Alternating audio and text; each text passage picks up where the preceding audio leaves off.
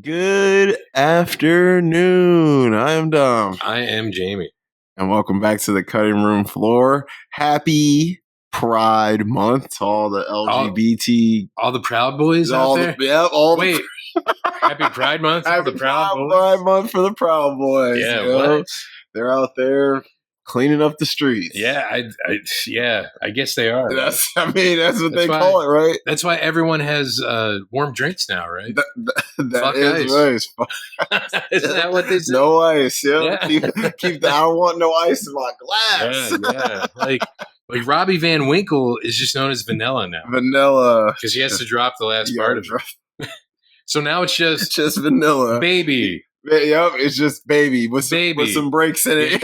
Yeah, you have to hold it for two beats. Yep. Baby. That's the new lyrics. That's the new lyrics. Yeah, baby. You just change it. Vanilla. Vanilla. Baby. Yeah. Hear that new vanilla? That shit slaps. And Will Smith produced it, apparently, because it slaps. He got a feature on it, everything. Yeah. Talking about alopecia, I guess. Yeah. G.I. Jane 2, can't wait to see it.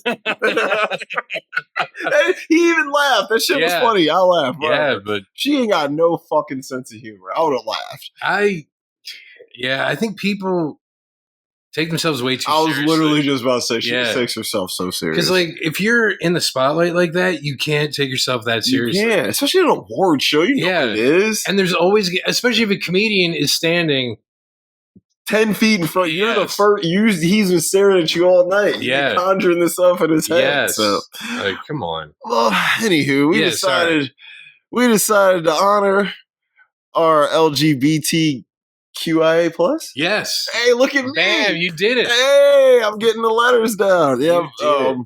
No, for real. We goof off on this channel a lot, but for real, big shout outs to you guys. You guys go through a lot, been fighting a lot, and you guys are going through some shit now. So, best of luck to all the homies out in the LGBTQIA plus community. Yes. You know what I mean? And I love Pride Month because I love gay movies so much. All kinds.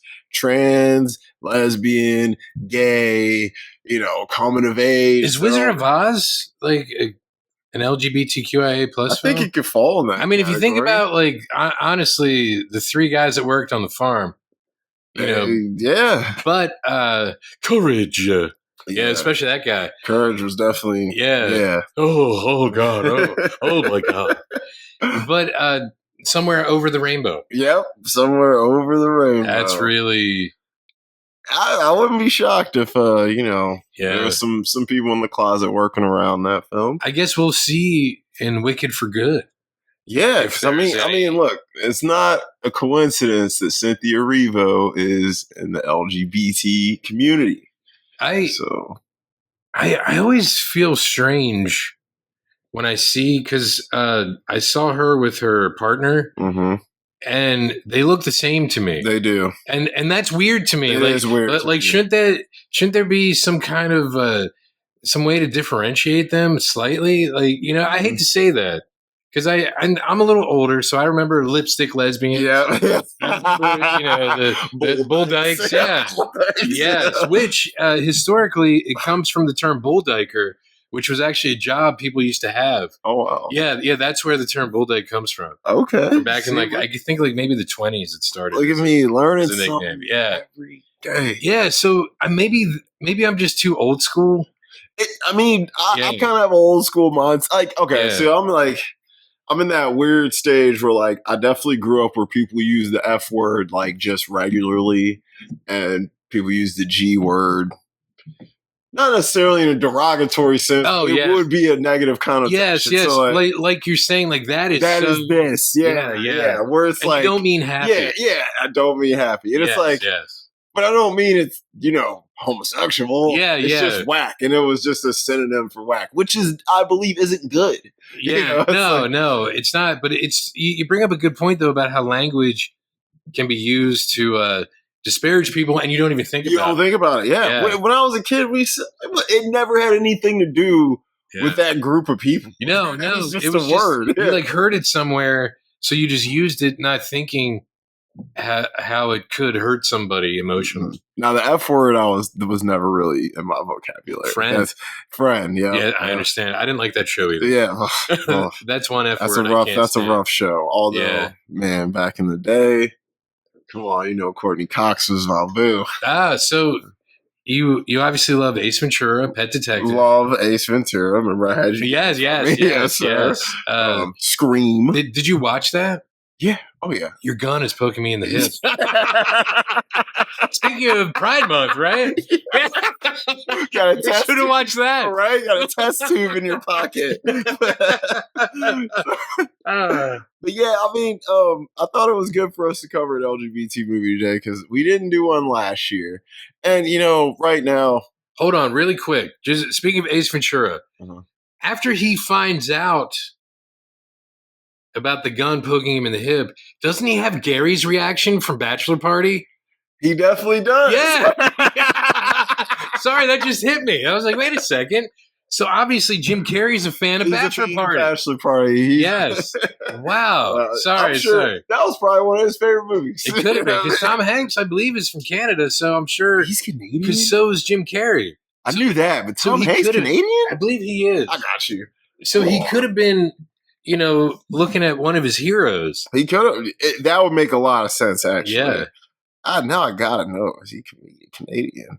I thought I remember hearing that a long time ago because he grew up like dirt poor. Nah, he's from Concord, California. Okay, well then never mind. Tom Hanks, I apologize. It's all right. I always thought you were Canadian, and it just made me love Canada more. He didn't give me a Canadian vibe, Some guys feel Canadian. I thought I heard that. Like Jay Baruchel feels Canadian. He does, yes. He feels Canadian. But Seth Rogen, he feels like from New York. He feels like a New York Jew. Yeah, he does, definitely. But he's Canadian. Yeah. So, you know how it goes. But yeah, we got to shed some light on these communities, because especially right now, lots going on with all kinds of communities, and we won't get into that because that's an entirely different conversation for an entirely different podcast. But we all have our opinions. But today, we're going to do a funny film because I usually watch these, like I was just telling you, I watch these tragic ass gay stories where these gays are going through all kinds of fucked up They're not all shit. tragic.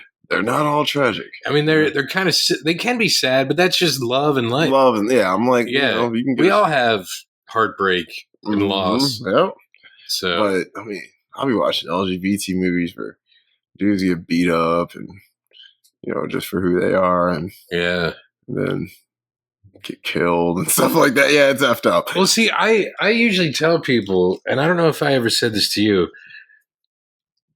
but what is the one thing that conservative right-wing Christians and gays can agree on? Dude, you just told me I this. did. What the fuck was the answer? You just tell me. They both believe they're going to get it. They're going to get it. Yep, I was like, yep. It's the one thing they're like, we can shake hands on this. The gays know they're going to get it. That's what they want to. It might be Ray Charles and Stevie Wonder, but they can see eye to eye on this. Oh, my Lord. It might be Forrest Whitaker and Tracy Ellis Ross, but they can see eye to eye on that one issue. Oh, I actually love Tracy. Yeah, she's great. She's great. So what's Forrest Whitaker? Yeah. Oh, he's one of the all-time Ghost Dog, bro. Yeah, The Way of the Samurai. Yep, classic. Fast Times. Early. Yeah, bro. Color of Money. He's in one scene. I got his kills it in that one scene. I'm not much of a Tom Cruise fan, so I never watched it, even though I love The Hustler. But dude, Paul Newman. Oh, I know. Martin Scorsese, John Turturro. I know, and I do love The Hustler. Hustler's great. But it's like Minnesota Fats. That era of Tom Cruise. That's one of the best eras of Tom Cruise. Risky Business, Color of Money, Legend. Come on, Top Gun. Fuck that movie. I mentioned Top Gun for a reason. I can't stand Top Gun. Taps. Taps is Outsiders. Horrible. Oh, that's a classic. Oh yeah, he was so young in that. Oh my god. But Taps isn't terrible. Yeah, Born on the 4th of July. that's a lie because Tom Cruise He's born July 3rd. Exactly. So come on, you're lying to us. You're lying to us. Although Oliver Stone was like, they won't notice. Yeah, close enough. Close okay. enough. Oliver Stone was shit back then. Oh my god, he was going stupid back then. Because think about it. Around then, it was like right after that was Platoon, and then like it would have been Born on the Fourth, and then the Doors was like right after Born on the Fourth, and then Natural Born Killers. Yeah, he was on a tear for a couple of years. He was doing like a Soderbergh. He was, bro. Soderbergh has another new movie out. I'm like, this guy, he must found out he's gonna die in a couple years. So I'm like, you working like it's about to end tomorrow. I will not stop. Yep, but all right, I'm sorry, bullshit. Yeah. So this movie today, we were doing 2022 Bros. Billy Eichner, and Luke McFarlane. Yes, Luke McFarlane. Yeah. Who directed this? The guy Nicholas Stoller. There you go. I was looking up other stuff he directed. He's done movies I love. Yeah, he's done a lot of really crazy stuff. Like, he's done. I was like, who directed? I was like, oh, dude, he did a bunch of movies I like. I was like, I've seen like almost all this dude's movies. Yeah, because it's like Neighbors. I love. Forgetting Sarah Marshall. I love. Get him to the Greek. Yeah, that is my shit. Yeah, Get him to the Greek. Neighbors 2. Neighbors 2 is a. Yeah. The 5-year engagement. I actually like that movie too. Yeah. Oh, and he some of these he may not have. He wrote a lot of stuff. He co-wrote. Yeah, I was like, he wrote the Muppets, like the new one with Jason Segel. That's just his guy. And Muppets Most Wanted. Yeah. So it's like he's done a lot of Yes Man with our guy Jim Carrey. That's one that made like what 300-400 million. So Sex Tape.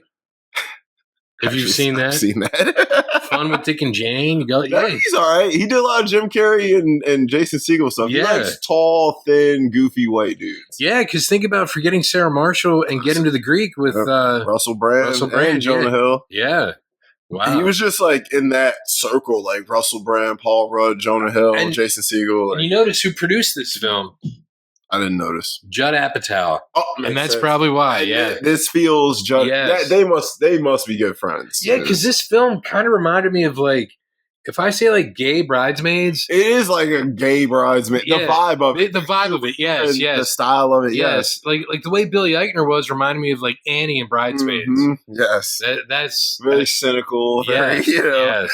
He was great. So this movie, it's a good time. It's a good time. It's a nice, like I said, it's a nice, simple, easy watch for Pride Month. This is like they mentioned in the film. This is a gay movie that straight guys can watch. Yes, yeah. When he's talking about, that's one of my favorite parts. Yeah. He's like, I wrote these kids' books. Yeah. But it's like, are you there, God? It's Martina Navratilova.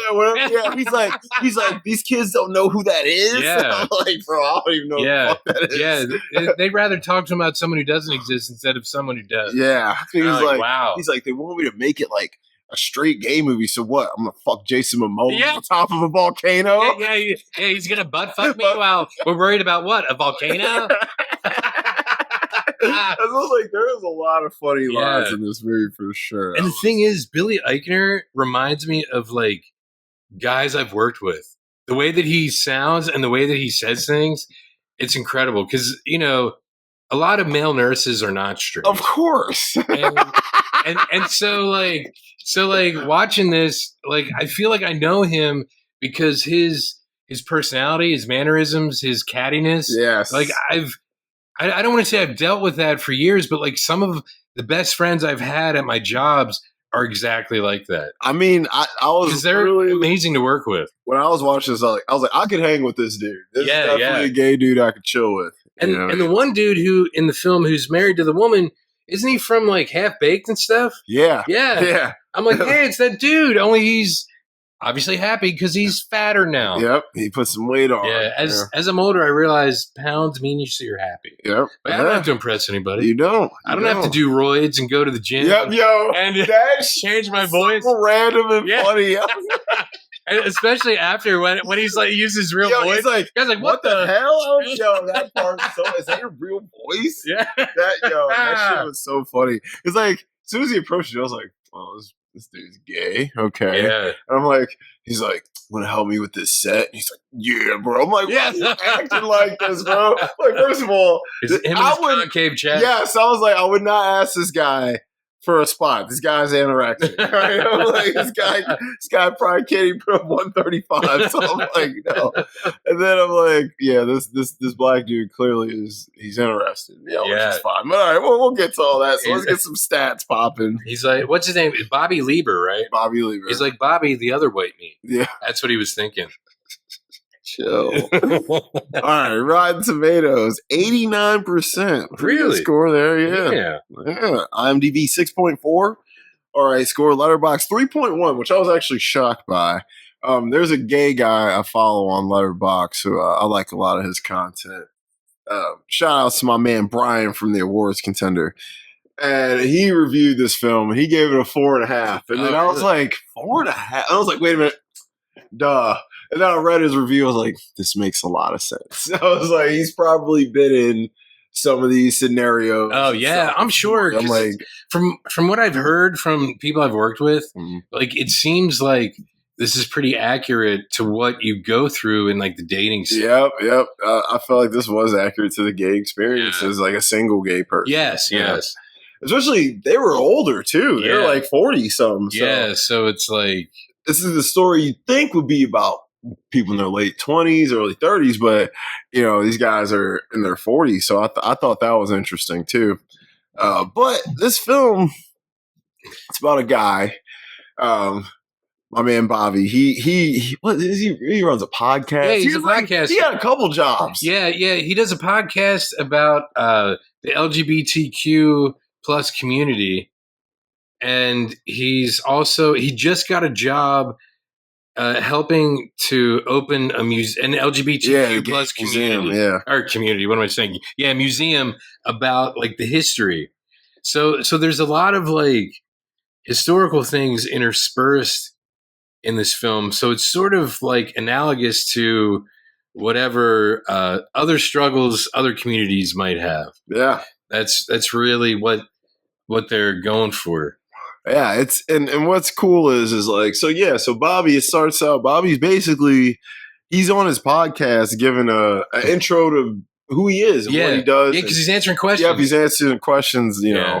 We find out he's very single, he's very gay. Yeah. He's very successful. Yeah. Very talented at what he does. But he's alone. Yes. But he likes it like that. Or at least he thinks he does. Yeah, because he's been alone so long. He says it later on. I've been alone so long. Maybe that's the only thing. That's the only thing I'm supposed to be alone, you know?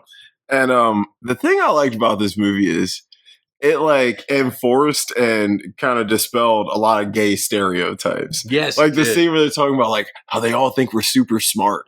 Oh, yeah. Or the one dudes who are now a throuple. Yes. What are you going to call your grandmother and tell her? And then when they called that part was funny as shit. And the grandfather, yes, the throuple.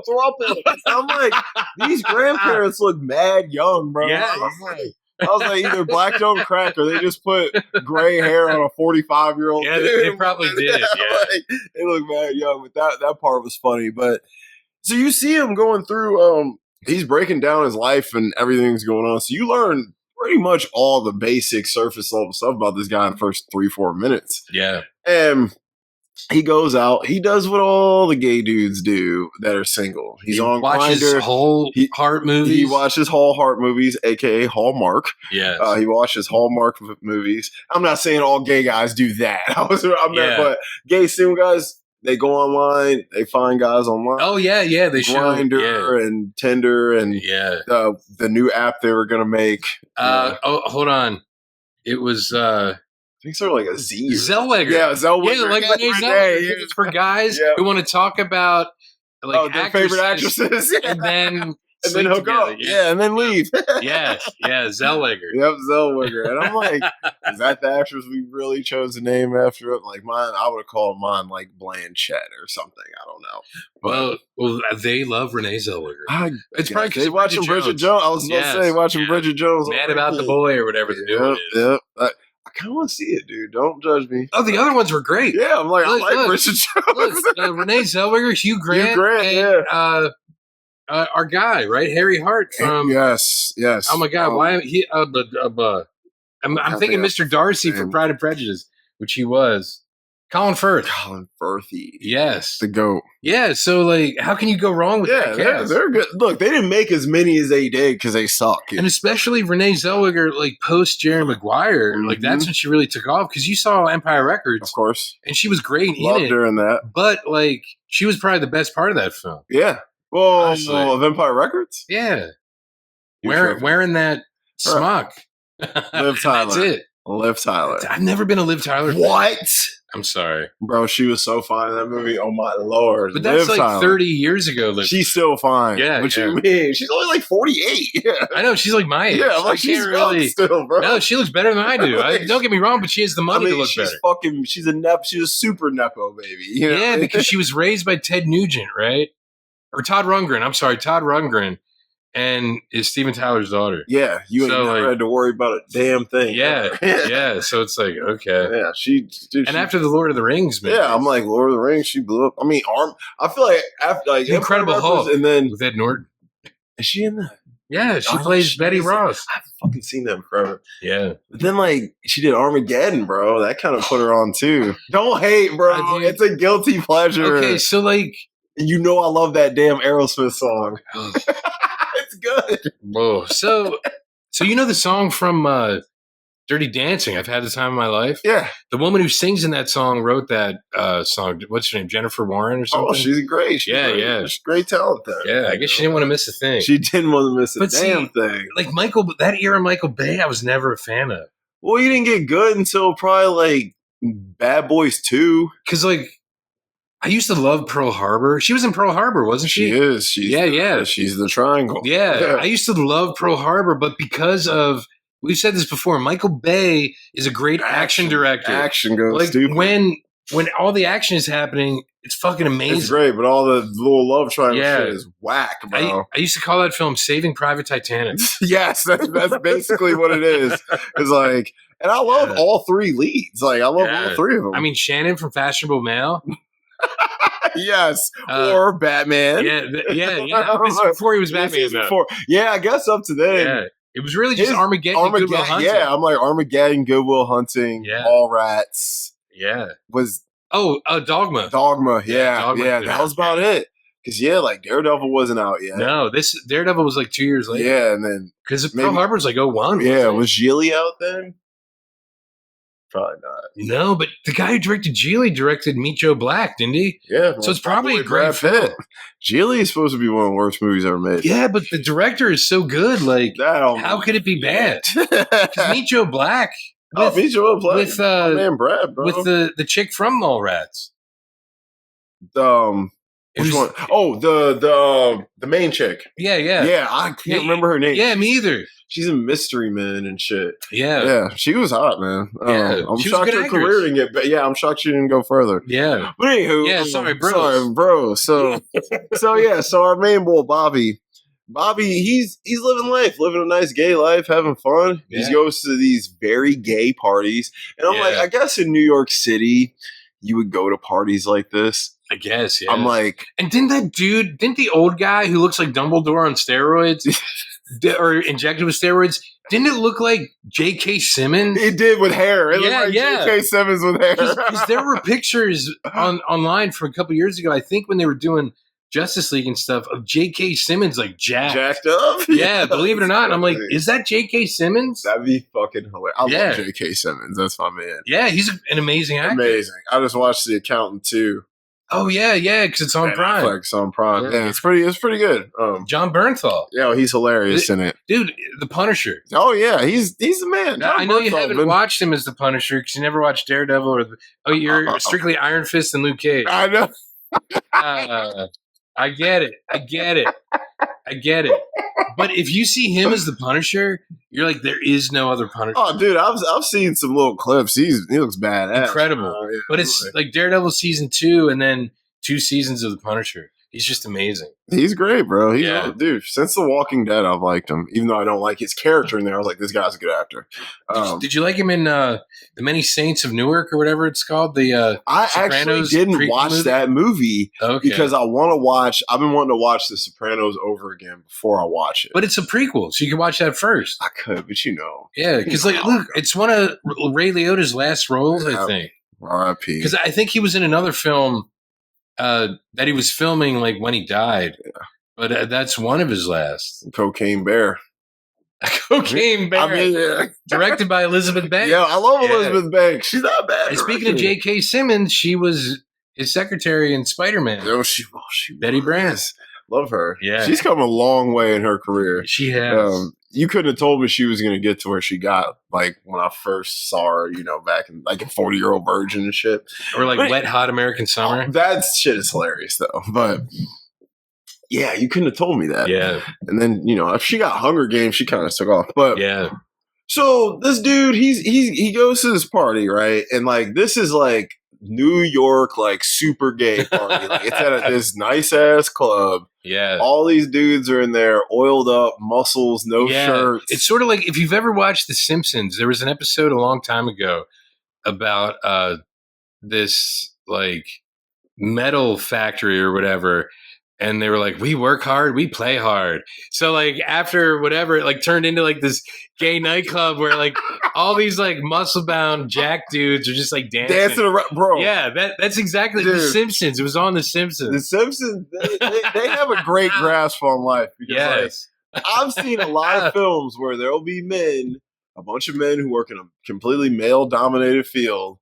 And they party together after work. And somehow their shirts always end off. Yeah. And they always end up dancing together. Yeah. And I'm like, okay. I just watched this movie Titan. It's French, so, keep that in mind.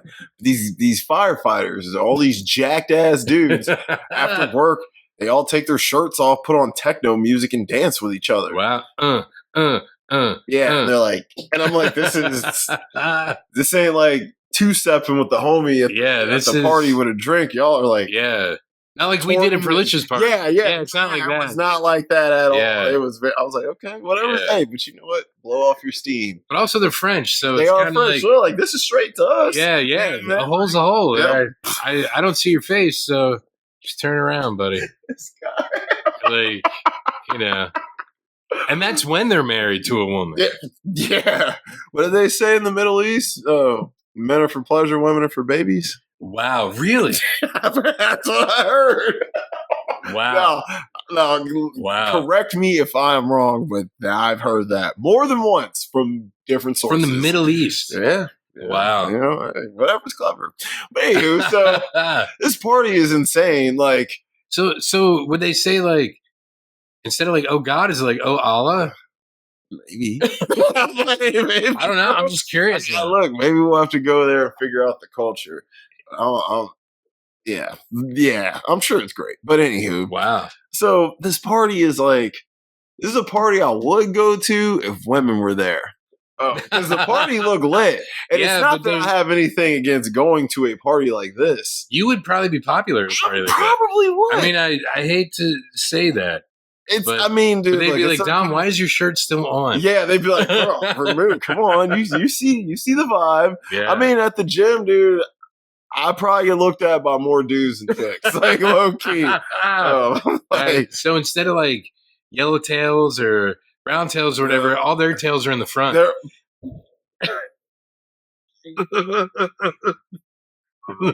Yeah, their tails are in the front. So, guys, ignore us. Okay? Yeah, sorry. This is all in good fun. But so our boy Bobby, he meets up with his homie there, and his homie's funny. And that guy is really. That guy was funny. I've seen him in other stuff. He's always funny. Yeah, he is funny, but. They spot this guy out in the crowd. And he's got his shirt off, and it's like, oh, that's Aaron, whatever. And they're like, yeah, he's fucking hot. And I'm like, yo, dude was a good looking dude. I mean, he's in great shape. He looks like a superhero. He does. I was like, this guy could have easily played Captain America. You know what I was thinking? Because apparently his character is like 40 or 41 then, and it's been a few years. He's probably in his like mid 40s now. he would be a great older Batman. He could be, because they want to do like a Batman film where he is older and his son is Robin. That'd be kind of dope. Yeah, he would be see perfect. This guy playing like a Superman, maybe. He could, but see, they already have a Superman, of course. But so that's the only reason I was like, this dude could be Batman. He had a hero vibe to him. Because I'm always casting people in my head. Of course, yeah. You got to think of the next guy. Yeah, of course. Well, I did watch the Batman the other day while I was working on stuff. Oh, Robert Pattinson. Yeah, still 10 out of 10. Yeah, still fine. Oh yeah. Yeah, it was great. Paul Dano was so creepy. Yeah. But so he's like, all right. The dude ends up coming upstairs, and they end up chatting. Yeah. Because they lock eyes. They lock eyes, and it's like. And this dude, baseball cap, no shirt. No shirt. Looks like he's wearing like whitey tighties or something. Yeah, he's very. Yeah, he's into it. Yeah, you know? And our boy Bobby's just a regular dude. He got a shirt on.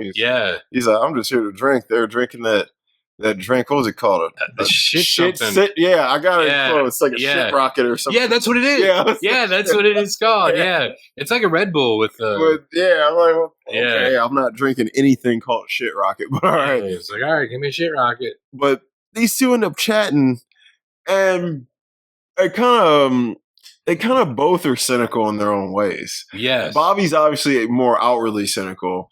But Aaron is too, because he's very sarcastic, but he's a nice guy sarcastic. Yeah, I think Aaron has had to pretend not to be as smart as he is because of his looks. Because of his looks, yeah. So he has to dumb down for people. Yep. Yeah. And he's so used to doing that. You see him do that with Bobby, especially all throughout the beginnings of their relationship. But Bobby sees right through it. Yeah. So my favorite movie is The Hangover. Yes, that was the part I was referring to. Yeah. And when he said that, I was like, that's not this dude's favorite movie. I was like, you may be a Bradley Cooper type, but Hangover ain't your favorite movie. But I love The Hangover, especially. And I was like, interesting you picked that because of the first line.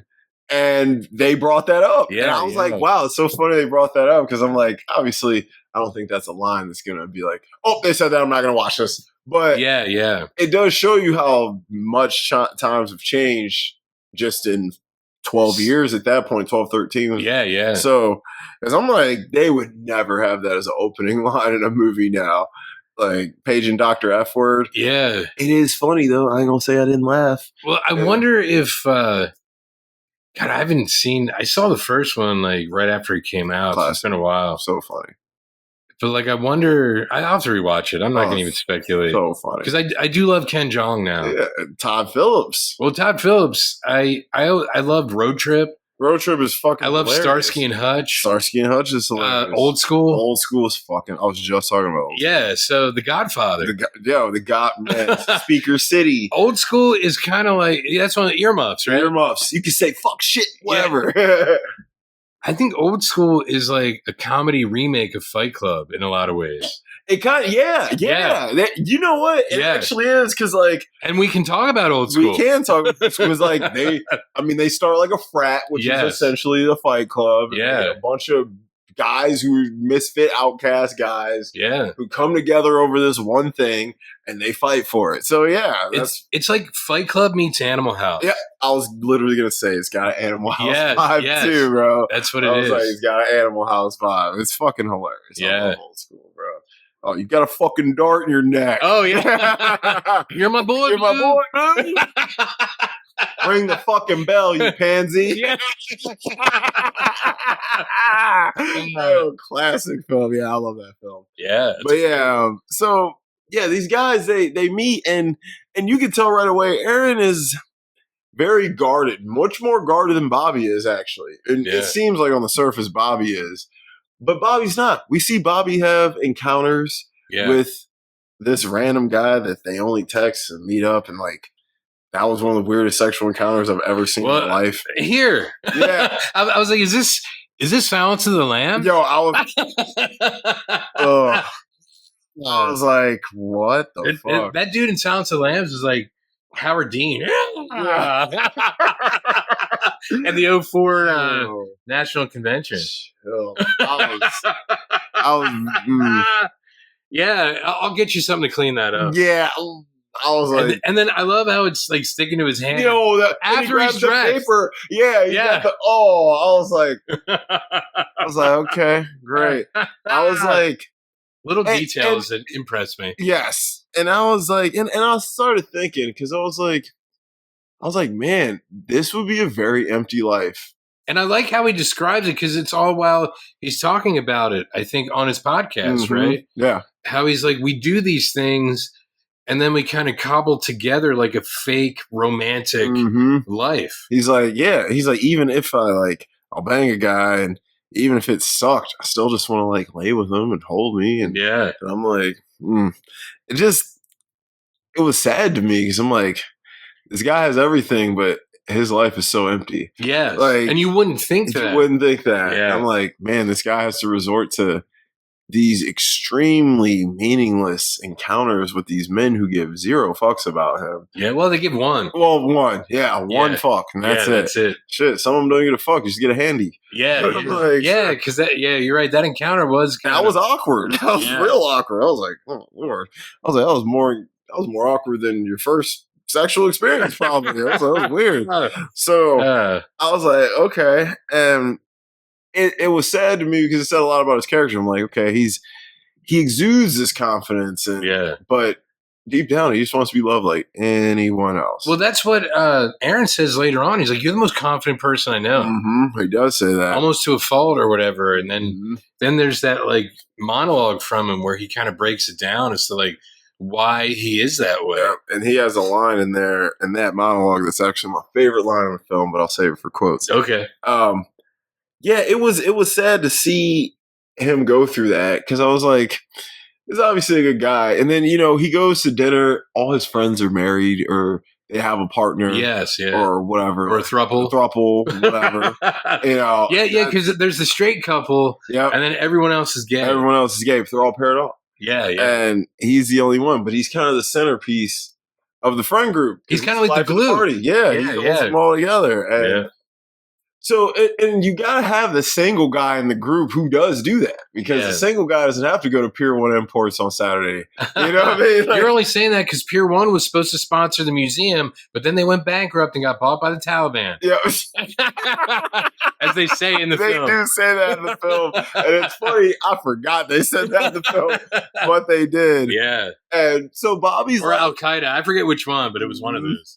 So Bobby is, he's annoyed though, because when he meets Aaron shrugs him off. Oh yeah, and then he tries to kiss him and he's gone. And he's like, ooh, yeah. Like he like backed up, and like Aaron's kind of like, yo, bro, that's not really. Yeah, I'm not into relationships. Yeah. And he's like, damn, bro, you're more guarded than I am, you know? And he's like, I never thought I'd meet somebody who's kind of on that same wavelength. Yeah. But also a big part of it was, like the whole dynamic in the movie is Bobby is so comfortable with him and his sexuality, who he is. And Aaron, although he's 40 years old and he's clearly known he's gay for a long time, he's still not 100% comfortable with his sexuality. Yeah, I got that vibe, like when his parents were there, like, like they didn't really know. That's what was like. It like was they weird. know, but it's like, but he was like, this is the first guy I've ever brought around my parents. Like, bro, you probably been out for at least 15, 20 years. Yeah, like, damn, first one. A handsome dude like you definitely have boyfriends. And he's a lawyer, so I wonder if some of that guardedness was like trying to keep like his job and his personal life separate. Absolutely. Because even though he's an estate lawyer, but still a lawyer. Yeah, it's still a lawyer. And some people they're weird about that kind of stuff. Yeah. Some people are like, well, I don't want one of those people working on my legalities. Because what if they screw something up? I don't want to get fucked in the ass. No, I'm fucked in the ass. Yeah, I'm fucked in the ass because he got fucked in the ass. Yeah, what? Yeah, so we don't know if he was a top or a bottom. Well, no, he was mostly a top. I was like, he was a top. And then he asked him to fuck him the one time. Yeah, which was, right. I was like, oh, you love this man. Yeah. You want him to put it in your, yeah. God, there's so much stuff. Where you poop from? Yes. Stick it in your pooper. The pooper. Yeah. That's where he wanted him to put it. Where he pees in where you poop. But he liked it. Oh, So he fucked the boy and he liked it. He did. That's He a liked new it. That's a new song. He liked it. Look, if Katy Perry did that, she would now be gay, right? Isn't that all those memes? Yeah. Like Katy Perry, whatever, and then now she's Mad Max or whatever stupid memes there are. I saw Katy Perry perform that song at Warped Tour 2005. Really? Yep. And I actually had a Katy Perry shirt that I got from there, and it was a picture of her holding a banana up to her ear like a telephone. I remember that picture. Yeah. Wasn't that like an album cover? It might have been. I think that was. But I saw the shirt and I wanted it. Is that like her first? That was like right when she came out. Yeah. Because if she was on Warped Tour. Yeah, I saw Katy Perry in front of like 120 people. Yeah, it was crazy. Wow. I'm like, wow, now if I want to see Katy Perry, it's going to cost me an arm and a leg. Because apparently her, that's not her real last name. I guess she had to change it because Kate Hudson was already around. That's her real name, Kate Hudson? Yeah, okay. I believe, yeah. Because her parents, their last name is Hudson, and they're like super religious people that go around and like speak at churches and stuff. Oh, wow. They probably did not like her kissing a girl. Yeah, probably not.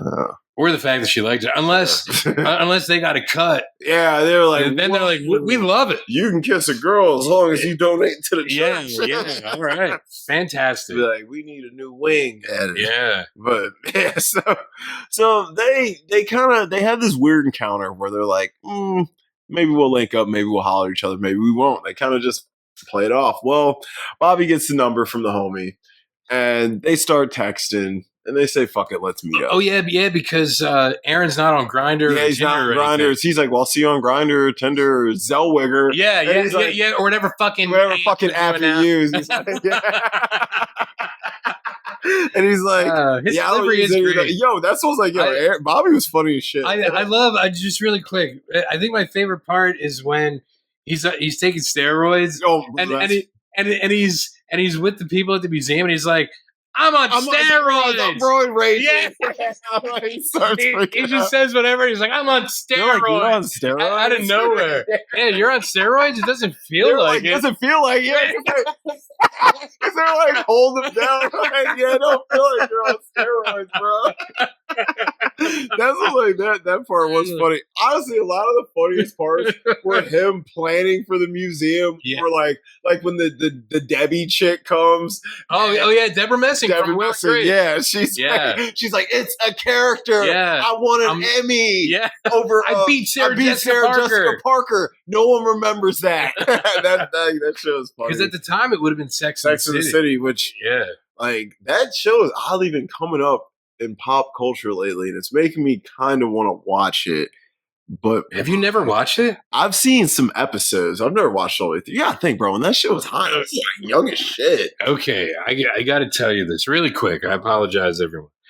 Well, it is Pride Month. Sex and the City was basically like written and like directed and produced by like gay guys. Really? Yeah, but it's based on a book by Candace Bushnell.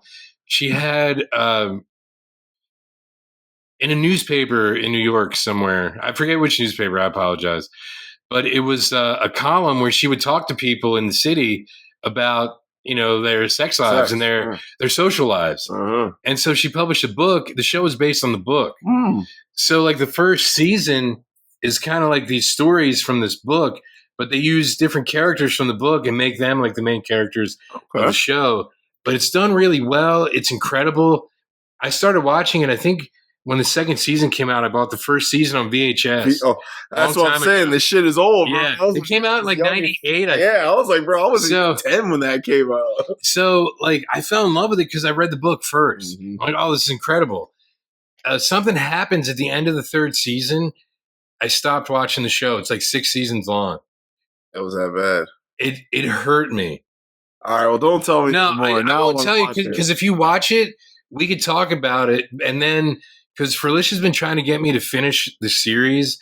We've been married over 12 years. We've been together like 14. And you still ain't finished that damn season. Because you know me, so I had to start back at the beginning. Yeah. I got to that point again. And you're like, I was like, I'm so pissed off. Again. Yeah. Oh, man. So you put yourself through it twice. But there's that new show that's like the sequel show, and just like that.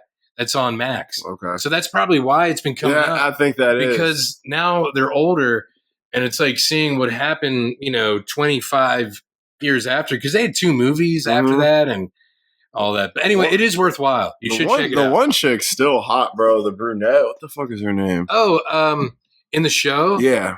It's, oh my God. Oh, in real life, it don't matter. Yeah. I'm trying to remember because there's Carrie. Yeah. There's Sam. There's Miranda. And the one whose name now I can't think of because Charlotte. Charlotte. Yeah, Kristen Charlotte. Davis. Yes, Charlotte. She was fine, bro. Yeah, she was fine. In the show at one point, she's married to Kyle MacLachlan. How Kyle MacLachlan always pulling baddies in movies and shows, bro? Because they saw Dune, bro. 1984. Yeah, they saw Dune. Was like, he got to get all the baddies, bro. Yeah, this guy got to fuck Gina Gershon and Elizabeth Berkley in Showgirls. Fuck this guy. Like, come on, man. Like, he always getting to bomb the baddies, bro. But I do love Kyle MacLachlan. I gotta watch Twin Peaks soon. Anywho, so yes. So it's worthwhile. If when you start watching it, I'll pick it up again. All right, bet. Because I actually have a box set of like every season and stuff. Oh man, you're a super fan. I have the book, but I gave it to a nurse I work with. Oh, because he was talking about it. Probably holds on to and I was like, dear to his heart. I was like, you gotta read this, man, if you love the show. And he was telling me, he's like, every time I watch Sex and the City, I think of you. And I'm like, all right, cool. All right, bro. It's awesome. But it's because of the book. Because I gave him the book Yes, it's just funny. Yeah. It sounds funny. Yeah, it's just funny. So these dudes, they finally say, fuck it, let's meet up. They have a funny little text conversation. They do, yeah. And like, he's what do you want to do? Whatever you want to do. I'm down for anything. Whatever. Down for anything. Yeah, so they settle on going to the movies and they go see the hot new gay film. Yeah. I forget what it's called, but it's like, it's Brokeback. Yeah, it's making fun of Brokeback Mountain type films. Yeah, so like it's making fun of those type films. Yeah. They have a very interesting conversation about, the film industry and how the LGBT works into it and stuff like that, which is as a movie guy, I was very fascinated with that conversation. They have to talk about favorite movies and stuff. And Aaron brings up his favorite movies, The Hangover, which he was just fucking with him, which I knew from the jump. But Bobby thought he was serious. Well, because Bobby's the type of guy, like, he'll get angry in an instant. Quick. And start ranting. Yep. And, like Aaron even says, most people, my sarcasm goes right over their head. And it even went right over Bobby's. Yeah. And I thought that was funny. But they had a cute little date, but they run into Bobby's old hockey teammate. Yeah, Josh Evans. And his fiance, who was not cute. She said, "Gay guys are my jam." Like, what the fuck? Who says that? It could have been worse because she could have said, like, they're my joint, they're my jam, like Black Eyed Peas, right? That's my joint, that's my jam. Yeah, that's something. And just me saying it is cringe. Yeah. Like, but that's my peanut butter. That's my jam. Yep. I'm gonna make a sandwich. That sounds a little better. Or like our buddy in Bachelor Party, a jam sandwich, right? Take 2 pieces of bread and jam them together. It's fucking I forget now Tom Hanks' character's name. Isn't that sad? Ricky? No. Ricky? You almost said Ricky Bobby, didn't you? I was going to say Ricky Bobby. Will Ferrell.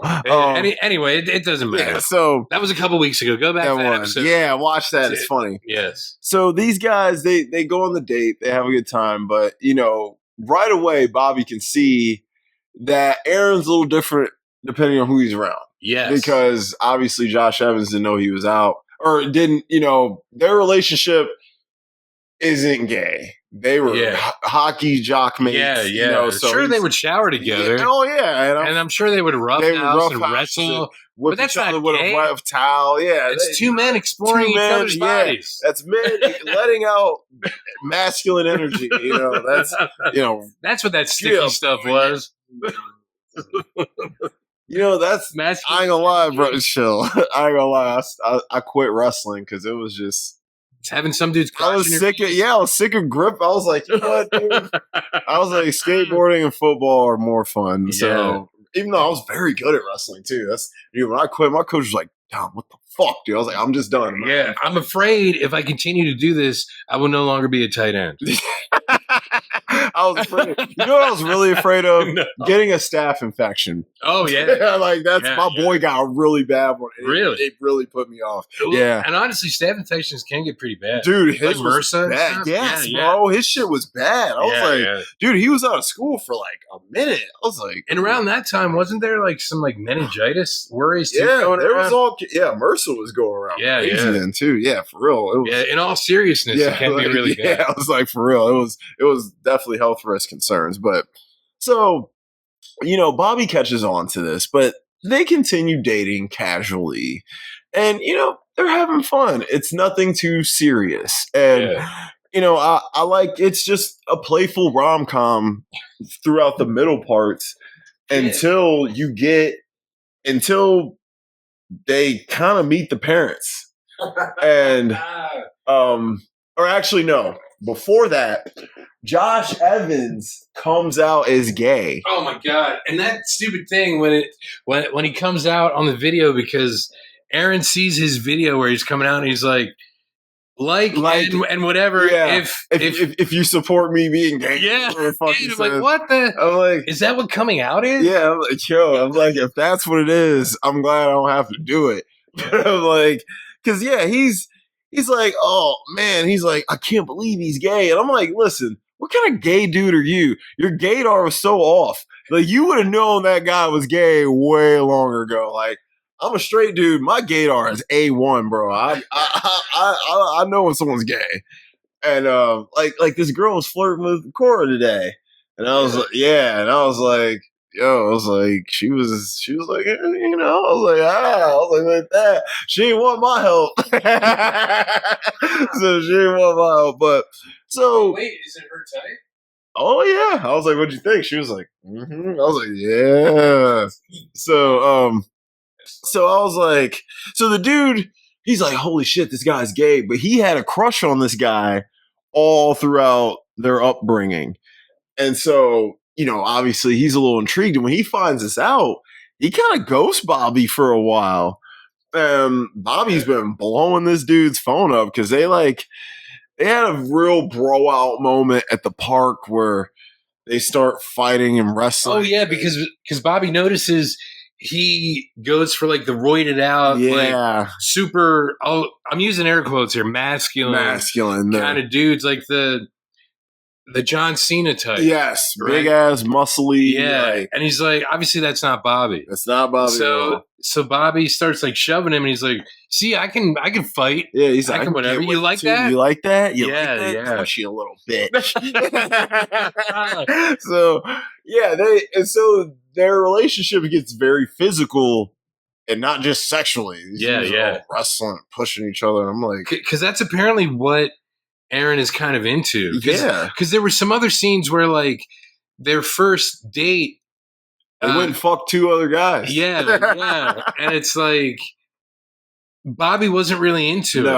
No. Because you notice those three dudes are like naked, and Bobby's still wearing his boxer briefs and has a pillow over his junk. Yeah, and he's like, I'm gonna go. And he's okay. He gives him a kiss, and the other two dudes are giving him some head. So I was like, oh, you're leaving. Oh, shit. All right. I was like, okay.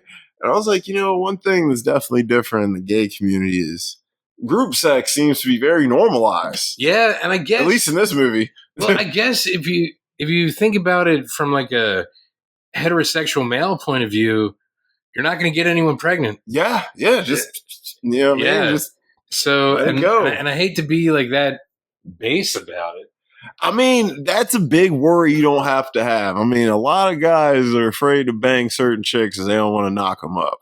You don't want to accidentally knock up the wrong chick. That's absolutely. I've turned down some tail I wouldn't have mind, hanging out with because I'm like, bro. If a hole pokes in there, you know what I'm saying? If it leaks through, I'll die. Holy condom, Batman. Yeah, I'm like, I need a kryptonite condom. But would that not if a kryptonite? Okay, so if Superman would use a kryptonite condom, wouldn't that make it so he wouldn't be able to perform? I guess he wouldn't be able to. Because he wouldn't have any powers. No right? powers. No powers. He's the only way he can fuck her is with a kryptonite condom. But that would kill him. Yeah. Yeah, but it would also, let's say it's like a lesser, let's say it's not as much of a dose of kryptonite. Right, just a small amount. Yeah, but his junk probably wouldn't work because it's kryptonite. Yeah, he's like, he's gonna need some Viagra too. He'd have to go to the finger bowl. Yep. Yes, that's what you have to do. That's what you have to do. But that ain't where you want to go, No. So you want to go to the promised land. Yeah, like, because honestly, if he would do cunnilingus Superman, he'd probably like lick her clit off. Through her, eat through her, bro. Yeah. Wonder Woman can handle it, bro. And that would be something on like The Boys. That is, bro. Yeah.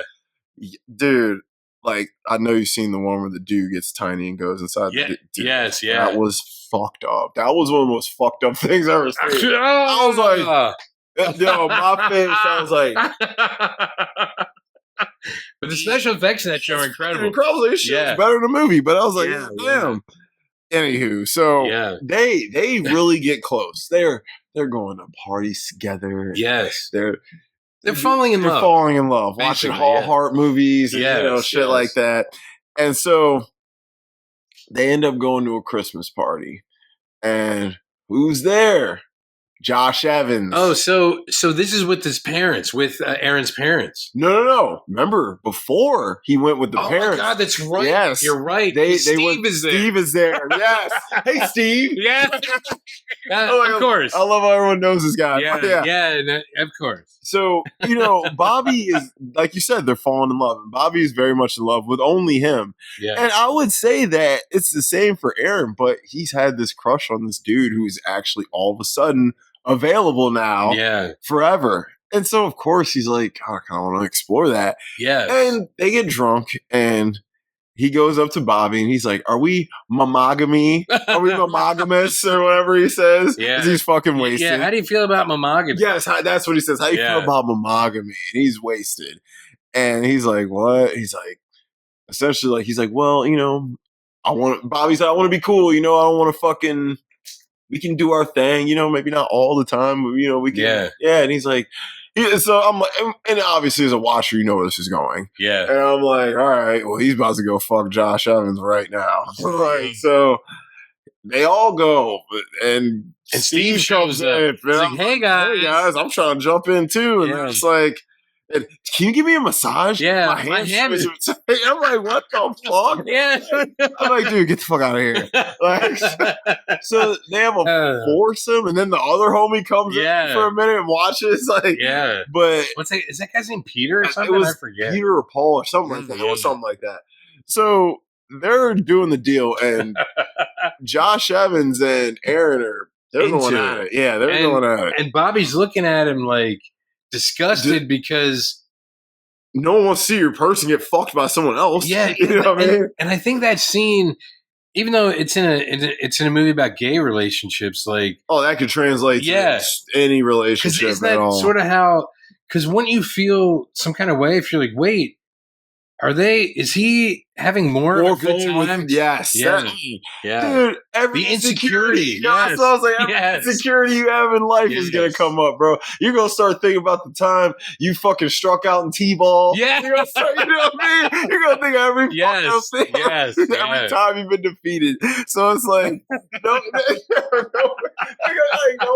deep depression. Yes, right, bro. You're right. No one wants to see the person they love get fucked by someone else. Yeah. Especially if that someone else is better looking than you, got a bigger dick than you. Oh, yeah. Dicking her down harder. Yeah. I don't want to see none of that. It's like, damn, she never did none of that for me. You know what I'm saying? Ain't no dude trying to see none of that, bro. Like, man, like, it's bad enough never knowing who you're following. Exactly, bro. That's what I'm saying. And as a man listening right now, I don't know how many straight men are listening to this, seeing as this is bros. Yeah. But any straight man listening right now, just know you ain't her best. Just put that in your head, and you'll never feel like shit. Yeah, you know what? That's actually, that's true. My pops told me that when I was like 16. He's like, just assume she's fucked someone with a 12-inch dick, bro.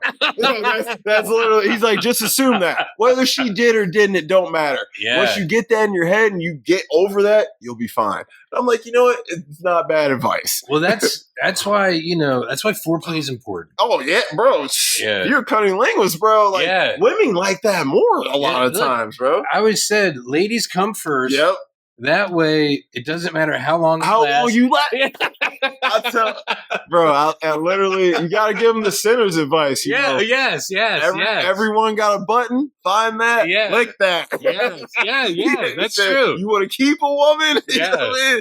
I'm like, listen. Speaking of sinners, how many times now? Dude, I watched it the other day. Okay. Don't judge me. No, dude, I was the same way with The Flash when it came out. Yeah, bro. It's starting to get ridiculous now. Now I'm like trying to like force myself to like stay away from it, because I'm like, dude, I'm going, by the time it comes out on 4K, bro, I might as well have wrote and directed the shit. So like, you probably know every line by bro. I know every fucking line. It's bad. It's bad. It's really bad. It's really bad. Ask Cora, it's terrible. I hit her with a sinner's quote every day.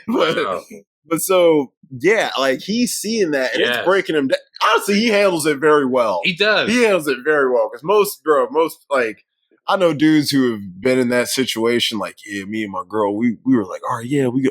He's like, bro, as soon as I threw up, I know. He's like, bro, I threw up. I'm like, one of my boys, bro, he was dating this chick and she was fucking hot. We all hung out one time. We were all getting along really well. And she said something to him about me. And he was like, bro, what you think about that? I was like, as hot as she is, and as much as I would love to have fun with her, you, my friend, this could kill our friendship. And it ain't worth that. Yeah. I'm like, you ain't never done this, right? He's like, nah. I was like, so you have no idea how you're going to react to it. That's true. I was like, I can't be the first one, bro. I'm like, you're one of my best friends, oldest friends. Can't do it, bro. That's integrity.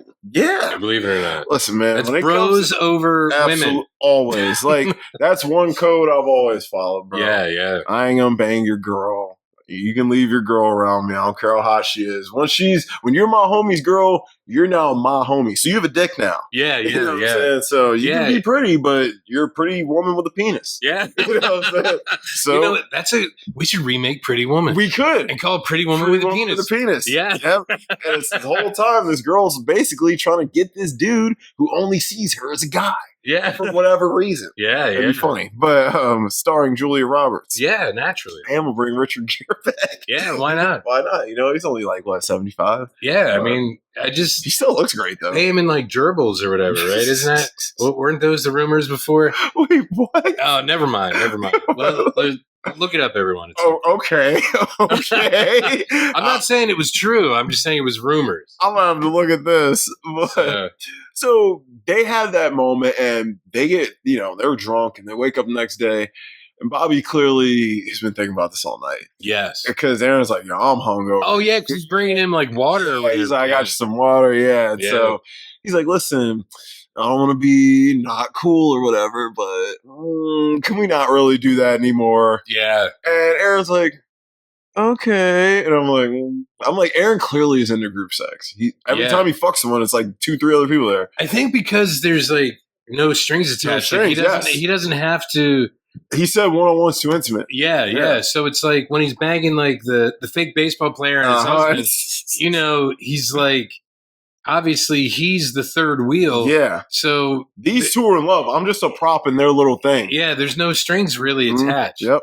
Yeah. So I'm like, like I said, Bobby handled it well, man. It's tough to see somebody, and that goes for male or female. You know what I mean? No girl wants to see, you watch your guy stick his thing in some girl and he makes a face he ain't never made for you. Yeah. Sure. What that feel like? What's coming out that? You know what I mean? She starts using her mouth on him. He making noises and squirming. You're like, what's she doing that I ain't? Yeah. So that goes both ways, and I did like that aspect of the film because I'm like, dude, there's been like, I've had girls where we've discussed it, like, me and one of your, and then they're like, you know what? I thought about it, and there's no fucking way I can do it. You're not gonna fuck my friend. I'm not gonna watch it. So, all right. It's like, damn it. I tried. Shit, I was right there. You know what I mean? It's like the friend was down, she was down, and you can't let them think too much. So you got to catch them in the moment with that kind of shit. Yeah. Like, but so that's when the relationships get serious. So his mom calls, Aaron's mom calls. She's like, we're coming to New York for Christmas, yada, yada. Cool. He's like, dude, do you like want to meet my parents? And he's like, yeah. And like, his brother is going through a divorce. Who's staying with him? So, and it was weird. His brother he's staying with the mom. With the parents. First. Yeah. The brother looked like ethnic though. He did. And I was like, this dude looks like Middle Eastern. Yeah. And the parents are like super white as fuck. He's white as fuck. And I'm like, is he adopted? Maybe. You know, I was just like, interesting casting, whatever. So they go out with the parents, and Aaron's whole thing is like, dude, my parents have never really like met someone I've been dating because he doesn't really date. Yeah. And he's like, this is kind of new for me. So can you like kind of keep your gay ass to a minimum? Yeah. He's like, he literally is like, can you just not be you for 3 hours so they'll like you? That is actually what he says. That's what he sounds like. That's fucked up. But he says that after they go to the Whole Heart pop-up store, and where they meet Josh Evans. Yes. Who's recently out. And who just recently had sex with your man. He's like, great, we're meeting Josh Evans. So Bobby's already feeling all kinds of weird. Yeah. And they go to the little, he's like, what restaurant did you book? Some gay ass. Oh my God, singing from Wicked. Yeah. The waiter's singing song. Yes. And I'm like, I love how like, you know, of course, like the theater arts are very associated with that community. Yeah. But I know a lot of gay guys who do not like shit like that. You know what I mean? I'm like, I know a lot of gay guys who are like, bro, I'm just trying to have some beers and watch sports. But this is probably like a certain area of New York. Absolutely. That's like super whatever. It's just, it is funny though, but I did think this movie did a great job of highlighting different kinds of gay guys. Yeah. Because Aaron wasn't like that. Aaron's bro, I watch the game, I'll hit the gym, like we can go play a sport, whatever, we can bro out. Yeah. Whereas Bobby's like, we about to go see Liza Minnelli. Yeah. We about to like when Barbara Streisand was on. Barbara Streisand. You're a Streisand fan? Yeah, I love her. She's the best. She's the best. This is a lot like Yentl. He's like, you sure we don't get out? Yo, oddly enough, him and that black bull might have hit it off. Yeah, they might have. But unfortunately, started off. I just have to ask. If I would have had my regular voice, would you still have been interested? Yeah, probably. But not now. Not now, right? You're fucking weird. But I do not think his foot would have gotten the door, though, as fast with that guy if he did use his regular voice. Because that guy clearly likes masculine, more your traditional masculine man. Yeah. So come on, bro. Yeah, bro. Get it up, lift it up, bro. Yeah. Oh, the lunkhead kind of. Yes. So he's like, him and Aaron are like kind of going at it during this meeting because Bobby's being very Bobby. Yeah. And the parents are pretty cool for the most part. Yeah, he starts arguing with the mom about teaching second graders about gay history. Yes. And I'm watching it and I'm like, Bobby, shut the fuck up. I'm like, just don't say anything. The funny thing is, Amanda Bierce, who plays Aaron's mom, is a famous lesbian. Yeah, well, I'm sure that's why they got her. I'm sure that was. Oh, yeah. So it's like seeing her act like a straight suburban mom. It's actually really funny because it reminds me of her from Married with Children. Mm-hmm. So, yeah. I love Married with Children, bro. Oh, Charlie, you said you'd protect me or whatever. I forget what it was. It's been a while since I've seen Friday Night. Dude, Al Bundy, bro. Bundy. He threw like 48 touchdowns. Yeah. Every time. Yeah, pull like, high. Yeah. Every time it's more touchdowns. Balled out. But so they're at the dinner and like, bro, he's basically like, yo, just please chill out. And like Bobby, of course, he gets pissed off. He can't. And he starts going off and off and on and on. Agree to disagree. Agree to disagree. And she's like, yeah. He's like, but wait. Yeah. God. Respectfully. But, I'm sorry. Like, and I'm sure, I'm just going to say my opinion, whatever. And if anyone out there disagrees with me, that's totally fine. I would have kept that. That would have been a conversation for like a fifth hangout. Instead of the first time you're meeting him? Yeah. I would have. I do agree that he should have scaled it back. And I'm also going to agree. I don't think it's I don't think we need to necessarily be.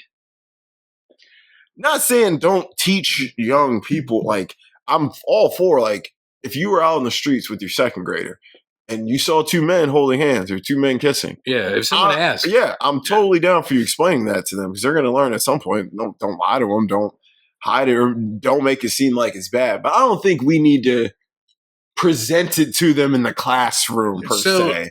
At that young, at least. So how old are you in second grade? Like 7? 7, 8? Yes. Yeah. You're held back, you might be 9. Yeah.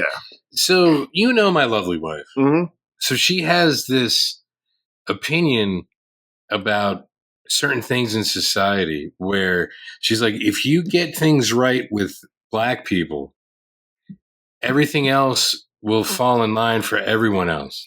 That seems to be so the things that like Bobby is fighting for. So like if you would teach actual black history to second graders, you wouldn't necessarily need to force the gay history in because it would just fall in line with everything else once black history gets right. Yeah. And I think she's right because, you know, you're essentially lying to these kids anyway with what you're teaching them if you're not teaching them everything. Mm-hmm. So why try to shoehorn in something that I'll say right-wing Christians are against anyway? Yeah, whereas you're going to get a shitty version of it too. Yes, yeah, you're going to get a really skewed version of it. Watered down, one-sided. Yeah, so it's kind of like if you look at it that way, if you're able to, obviously not now, maybe in 4 years or something. Yeah, but I mean, she is right, dude. Look what's happening right now. Yeah. And people are learning very quickly, like, yo, blacks might have been on to something. Well, she also says, she's like, you know, these Latinos for Trump or whatever are like, why aren't the black people supporting us? Yeah. Like, he did. Yeah. And she's like, that's why people are doing the fan dance. Yep. You know? Yep. And it's like, we tried to tell you. The black folks were like, we supported you on November 5th. Yeah, exactly. You support us. They were like, yep, y'all didn't have our back. Y'all voted against your best interest, bro. So they made a whole song. Yeah. The Latinos, oh my God, did they? Yeah, yo, you didn't hear that? No. Dude, it's insane. It's like a Mexican mariachi band sounding fucking Don't tell me it's Rudy. Dude. It's not. It ain't Rudy. Okay, thank God, because if it was, I'd be really pissed off. I'm like, Rudy, you've been through this, bro. There's no way. Yes, come on, man. Right, yo, seriously, everyone needs to watch Born in East LA right now. Yeah. That movie has never been more relevant ever. Never. And it may never, ever again be. It was probably super relevant in 87. In 87, but it is so relevant in 2025. It's insane. A shout out to Jerry once more. Yep, I'm like, every time I see him, I thank him. I'm like, Gerald, you actually, like, every now and then he'll come through with one. Yeah. Every now and then he'll show me something like, you know what, Jerry? I actually fucking like that. Yeah. Like, thank you. Then he'll give me some shit. Some stinkers. Dude. Like, he made me watch Serpent of the Rainbow. I'm like, this movie's terrible. But Bill Pullman. Bill Pullman's great in it. He is great. It's Wes Craven, isn't it? Yeah, it's Wes, but the movie's dumb. I was like, this is weird. I just didn't like it. That's just me. But it's about like zombie stuff in Haiti. Yeah, it is. And it's like, it has its moments. Yeah. But it ain't Wes Craven's best or Bill Pullman's best. Because there's a Martin Sheen film around the same time that Martin Sheen did a horror film back in the day? Yeah, it's kind of, it's about like Haitian kind of stuff too. And it came out around the same time. It's another film Felicia loves. Oh, it's a fur movie. Yeah. Like they should have their own. Like there's Jerry movies, there's Felicia movies. Yeah, they have their own categories. Yeah, they should. Yeah. I just have to look up the name of this movie. Oh, you're good. But so, anywho, back to the film. Sorry, guys. I mean, this film will take you in different directions, but they have a fight about how he's going on about. The Believers. The Believers. Yeah, okay. The Believers. Never seen it. Yeah. They have a fight about how he's going on to his parents about this. He's like, dude, I want them to like you. Yeah. And he's like, you're basically telling me not to be me. And because when Aaron says that to Bobby, he is telling Bobby, like, if you're not yourself, they will like you. They will like you. And it's like, whoa, why the fuck would I? Yeah. I'm a firm believer. people don't take you as they are, fuck them. Yeah. Fuck them. You shouldn't have to change who you are for someone like you. And I felt both of them in the moment though. Yeah. I felt both of them because I'm like, I was definitely on board with like, bro, this is just not the time and place. Yeah. You can be you because the parents seem to like him. Yeah. That's why I was like, Aaron's all worried, but I'm like, they seem fine. They're like, and the dad didn't really talk He didn't talk much, and when he did, he was fine. Yeah. He's a typical suburban older dad. Yeah. Quiet, let the mom talk. He's like, yeah, they were in hockey together. They were in hockey. That was about it. The team hasn't won since those guys left. Yeah. So, yeah, he was fine, but I'm like, I didn't think Bobby was doing anything wrong until he kept going on and on with the second grader stuff. But that was the only thing. And yeah, he was pushing it. And obviously, like, bro, he did ask you like a couple times, like, yo, just can we change the subject? Can we tone it down? You know what I mean? I think I remember now what set him off in that conversation. When the mom says to him, Aaron said you work for a history museum. For a history museum, yep. Yeah. And he's like, I actually work for an LGBT museum. Yeah. We're doing a bunch of gay shit. It is an American history museum, but this is what it is specifically. Yeah, he's like, Abraham Lincoln was bisexual. Yeah. And you know what's really great about this film? Dean Pelton from Community is finally able to embrace who he is. Yeah. Yes, finally. Yeah, that is great for him. But so they get into it bad. Yeah, they do. Essentially kind of break up. Yeah. And then Bobby chases after him and he catches him with Josh Evans making out in the back of some gay club. Yeah. And of course he gets pissed off. And they're like pushing each other, doing all the stuff. Yeah. Yeah. Male foreplay. Yeah, for them, that's what it is. That's foreplay. Come at me, bro. Yeah, motherfucker. Yeah. What? What are you going to do, huh? Yeah. Yeah. And meanwhile, you like that? They're starting to stiffen up. Oh, like, Jesus. It's like it's going to go from fist fight to a sword fight. Yeah. As Juno would say, pork swords. Pork swords. Oh, yes. God. As Elliot Page would say. The pork swords. Elliot Page. That's right. You know, yes. Hey, it is Pride Month. Yes, it is. Yes. But, so they kind of break up and Aaron's like, fuck, I fucked up, dude. Yeah. Like, he's like, I want him back. And he realizes what he did wrong. Yes. Which is actually... I think in this film it was interesting that, like, I hate to put it this way, but like the hot, good-looking dude was trying to get. He was chasing. Yeah. He was trying to get Bobby's attention back. Yeah, and Bobby was like, "Dude, I can't trust you. Yeah. And that was his whole thing at the beginning. He's like, you can't trust men. Guys are fucking whores. Yeah. That's pretty much what he says. That is what he says. Yeah, he's right. like, guys are. He's like, the reason I don't trust gay men is because I'm gay. He's like, I'm a gay man. He's like, that's why I don't trust gay men. Yeah, exactly. He's like, I'm a gay man, so that's why I don't trust gay men. So he's basically like, dude, I can't trust you. And I'm like, and you understand both their sides. Yeah. I get, and that's what I thought was good about the writing is you can see both sides of this very clearly. Whether you're gay, straight, woman, male, it doesn't matter. Yeah, it's a relationship. Exactly. And that's what I don't understand how the conservatives don't understand that these people are just having relationships. Yeah, because when they went to, I would say like P-Land or whatever it was called, that one town where it's like all the gay guys are there. And Harvey Firestein's there. Or whatever his name is, Luke or something, I forget. And they meet Bone Yang, my guy Bone Yang. Boy, he was funny. He said, I want a haunted house of gay trauma. Yeah. And Ronald Reagan is there. Yeah. Shiny Mountain or Shiny City on the Hill or whatever. And I'm like, God damn, Bone Yang is always good. He's funny. He is funny. But it's like they bonded there. They did. They really, and like Bobby was in that parade float. And Aaron got to be himself. Yes. Aaron got to be more of himself. He got to let go. Yeah, and he got to negotiate. He got to use his skills with Bobby in the gay world. Yeah, he's like, I'll get $5 million off this motherfucker right now. Bro. Yeah, he got it. Yeah. Yep, he got to. You guys are too old to be in the pool. Yeah, so you have to go. Yeah, and then there's that scene where they dance on the beach, and it was a good little romantic scene. Oh, and that's where this is very important because when they're there, that's when Bobby finds out that Aaron injects stuff. Yes, but Aaron finds out that Bobby has a good singing voice. Yes. He's like, oh, you're a great singer. And then because he's singing Patrick Swayze from Dirty Dancing. Yeah, man. She breaks the wind and she queefs. Yeah. It's like, what? I was like, nobody puts baby in a corner. Yeah.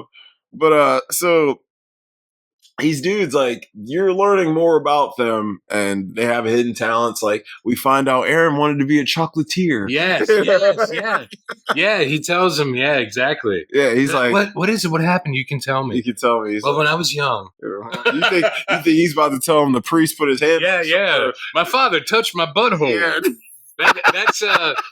That's actually a Mr. Show sketch. I was like, believe it or not, something else.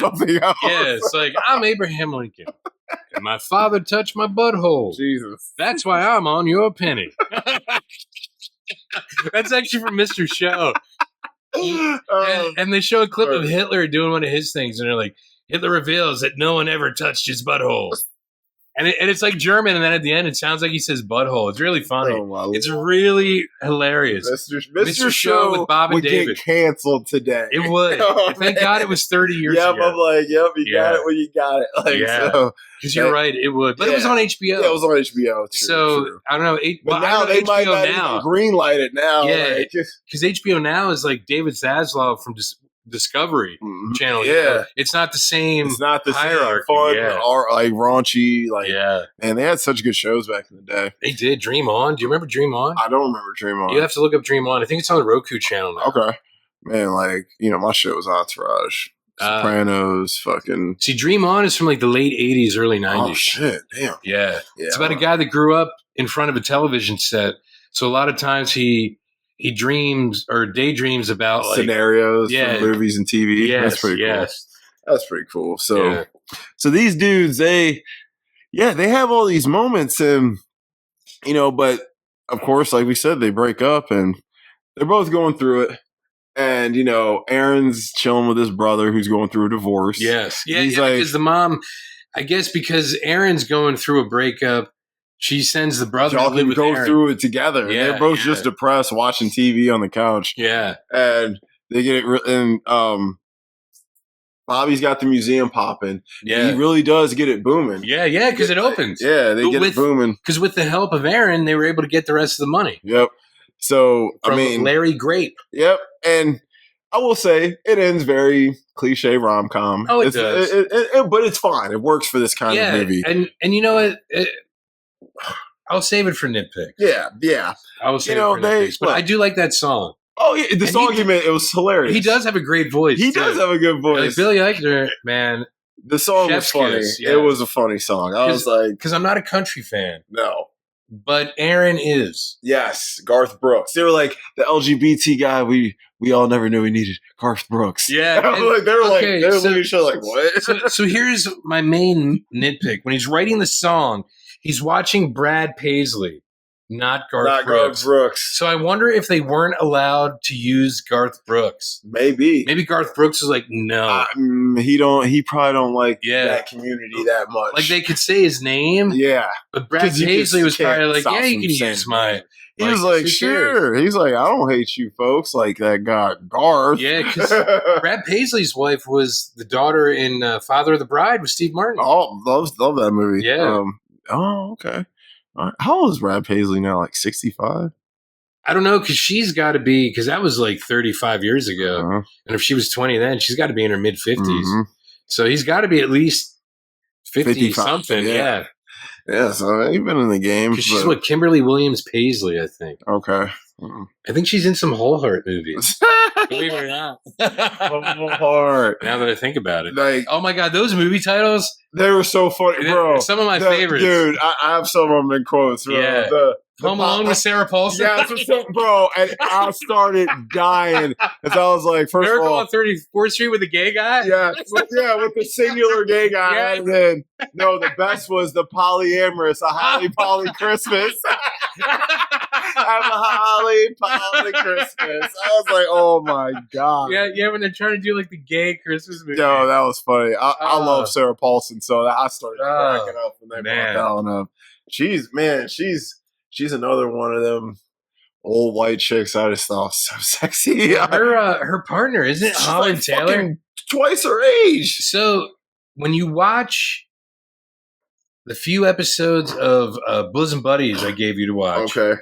she is the older woman that runs the Susan B. Anthony Hotel that Kip and Henry get a room at. Okay. Yeah, okay. That's who's with Sarah Paulson. Dude, she's like Holland Taylor. Yeah. Yeah. She's been around forever. She's a great actress. Yeah, she is good. But she's incredible. I mean, Sarah Paulson's like 48 or 9, 50 maybe. What? Look, wait, who are you to judge this? I know. Sarah Paulson is good friends with Pedro Pascal, right? Did they come up together? Yeah, which I think Pedro might be gay on the low. And you know what? If he is, I don't give a shit. He's the man. He is the man, bro. He's saving kids left and right. Dude, he's the man. Children. I almost said Childs, which is stupid. Lee Childs, the writer. There you go. Who created the Reacher series. Oh, still haven't watched it. Me either. I saw the movie, the Tom Cruise one. Yeah. I didn't see the show with the Super Jack dude. Yeah, Alan Ritchson. I heard it's good. People love it. Dude, Alan Ritchson started out as, I think he was rejected from American Idol. He was a singer? He was super young, yeah. Okay. And then he played Aquaman in Smallville in the 5th season. And he decided to eat a purse and get huge. And he was always like pretty jacked, believe it or not. Because this would have been like 20 years ago when he was on Smallville. Because he's in his like early 40s now. Mm-hmm. And then, he did like something Mountain State. It was a TV show about like Blue Mountain State. He was that show's funny as shit. And then he did other stuff here and there. And then he was in the show Titans. He played Hawk. Okay. He was incredible. He like how they wrote that character and his acting. I was like, Alan Ritchson is amazing. But then they wrote him off of Titans because of that show. I think he got the Reacher show. Oh, that was a better move. And then Reacher, like that shit blew up. But I think it was because of how amazing he was on Titans. And he's in a bunch of movies and shit now too. Yeah, like that one Guy Ritchie movie with Henry Cavill. Yeah, and he's in another movie I watched not that long ago too. He's pretty good in it. Yeah, I mean he's a good action dude, but he has the physique for it. He does. He got the whole look. You know what I mean? But he's one of those like overnight successes after like 20 years. Yes. Like he kind of blew up out of nowhere, but he's always been around. But he's been working hard for probably like 25 years. He's like, it's about time. Yeah. Bro. I mean, he still looks young. He does. But it's like he's been around, so he's paid his dues. So he's one of those guys I'm happy that he has the success that he has because I've been watching him for the past 20 years. Yeah. So anyway, sorry, quick aside. Yeah, but by the way, he would actually be a good recast for Aaron. He would maybe a little too big. He might be a little too. I don't know though. Anyway, we'll talk about it. Facially, yes. Yeah. He's fucking huge, dude. That dude's jacked. He is. Well, that dude's probably like 250, bro. He's fucking huge. And 245 of it is muscle. It's muscle, yeah. Something like, he's fucking huge. So, but the movie ends with them deciding we're going to give this 3 months and we'll reassess. Yes. They reassess. It's all good. Yeah. 9 times out of 10, they live happily ever after. Yes. It's a rom-com at the end of the day. Whether it's gay, straight, it's a rom-com. It's going to end well. It's funny. It's got good little funny moments. It's got some fun little side characters. But the heart of the soul of this movie is really the 2 leads. That's why I only picked the 2 for the recast. Everyone else the other people were fine, but it's these 2 dudes. They had great chemistry. They did actually. I was very shocked at their chemistry. I was like, this is the other guy. I was like, we'll see. But I was like, okay, all right, cool. So it's a fun little. And you enjoyed it, didn't you? I did enjoy it. And it wasn't heartwarming. It wasn't depressing. It didn't make me cry. Yeah. It was a good movie to watch before I went to the gym. And then I'm like, great, I'm watching this movie about dudes going to the gym, getting all oiled up, and then I go to the gym. But luckily, it was a Oasis last night. It was chicks all over. Oasis. That's what I call the gym when it's packed with chicks. Wow. I was so Corey. I was like, man, I was at Oasis last night. I was like, you loved it. But it was, man. Like, there's a couple little chicks from going there. Certain time they got their eye on me. I was like, nice, I'm not being ogled by men today. But I don't care. Listen, flatteries, I'm flattered, gentlemen who check me out. Yeah. But fun time. So let's get into categories. All right. So MVP. Oh, Billy Eichner, he co-wrote it. and starred in it. I think he produced it too. I had him and Luke McFarlane. You know what, Luke McFarlane? Because I've never really seen him in anything. But if you said he's been in like Hallmark movies and stuff, that's what. Yeah, this is definitely not a Hallmark movie. This is not a Hallmark movie at all. This would never play on Hallmark. Yeah, so you really. If they played on Hallmark, it would be 40 minutes. You know what I'm saying? It'd be short. If that. It would just be not even a trailer. Yeah. They'd be like, all right, you saw him hug, and that's that. It would be him eating at his desk talking to his mom and his brother. Yep. They would show a couple little clips of the Christmas scenes because they got to have that. Yeah. And that'd be it. And the woman, his secretary, who does the Kamala Harris impression. Yeah, yo, that was fucking funny, bro. He said, I quit. She was like, me too. I started doing Kamala Harris impressions and sort of took off. Yeah, yeah. And then she does it. I'm like, I was like, yo, that sounds like her. Yeah, I was like, wow. And this is before. This is before all this. Yeah. So, yep, I had them for MVP. Peak season, Luke McFarlane. Yeah, because Billy Eichner. He's done shit. Yeah, he's done Billy on the Street, where it's him just randomly going up to strangers and asking them shitty, crazy questions for like $1. But he was also, I think, on Parks and Rec. He was. Yeah. This could arguably be his peak season too. Yeah, because he had a lot invested in it. And he is the lead. He's you see, he's almost. It's on his shoulders. Scene, yeah. Even though Luke has bigger shoulders. Yes. But this is without question his peak season. Yeah. So yeah, that's easy. Best quote. Sorry. All right. I got some. Okay. This is when he's talking about Queer Eye. Oh my God! I love Queer Eye. Oh my God! I don't care what nobody says. His audition video. Yes, so funny. But he said, "This is not sad. You gave him a haircut and a pair of pants." Am I going to get butt fucked by Jason Momoa while we're on a volcano? For years, I had to suffer as a hot, ripped, gay person. Oh, yeah, the football guy who, when he comes out, yeah. That show is funny. Peter and I are jointly fucking a new person. You're in a throuple? Yeah. You know why. Because I've been gay my whole life and I don't trust those motherfuckers. Yeah. He had a big white beard. I felt like Mrs. Claus. That guy's hot, right? Oh, yeah. I'm supposed to fuck him and his husband later. Yeah. It's like they injected steroids into Dumbledore. Yeah. I'm like, there's a lot of steroid talk in this film. There is, yeah. Gay guys are so stupid. I like someone who's physically frail and won't stop talking. Oh my God! Yeah, I started cracking up when you said that. That was definitely sarcasm. That was this big sarcasm. Yeah, Loved it. Not gonna meet up unless you send an ass pic. Oh my God, that was fucked up, bro. When he shaved his ass for him, sent him a pic, and he blocked him. I was like, is that what gay guys do? I'm like, that's fucked up. I'm like, jeez. But what if the guy liked hairy asses? All right. He's like, dude, you sent me this baby ass. Yeah. You're right. What do you think I am, a priest? Right? Oh my God. Oh my Lord. Father's Day. All right. This guy. Lord, don't let the lightning bolt hit me when it strikes this man down. What about the 400 lesbians who fought in the Civil War? Oh yeah, some of them were trans. Yeah. Office gift. This person isn't gay. Yeah. Yeah, it was like Michael Scott. Yeah. Or something. Yeah. The Hangover's your favorite movie of all time? How many movies have you seen? One? If they ever make a movie about my life, they better hire a straight actor. Yeah.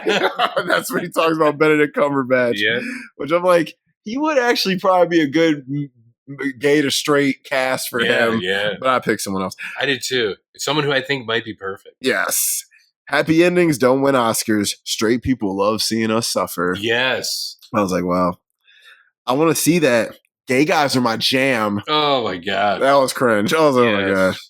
We went on a date and had sex with like 3 people. Gay relationships these days are like a clown car. Yeah.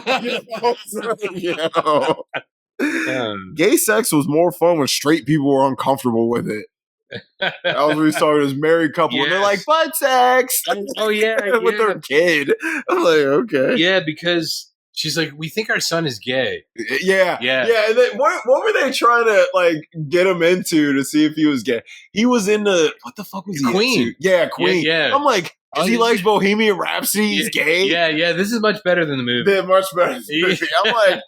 I'm like, I like Queen when I was a kid. I wasn't a fucking Queen though. Like Queen just makes good ass music, bro. If you heard the song Bohemian Rhapsody, you don't like it. I don't know what to say to you. First time I heard it, believe it or not, Wayne's World.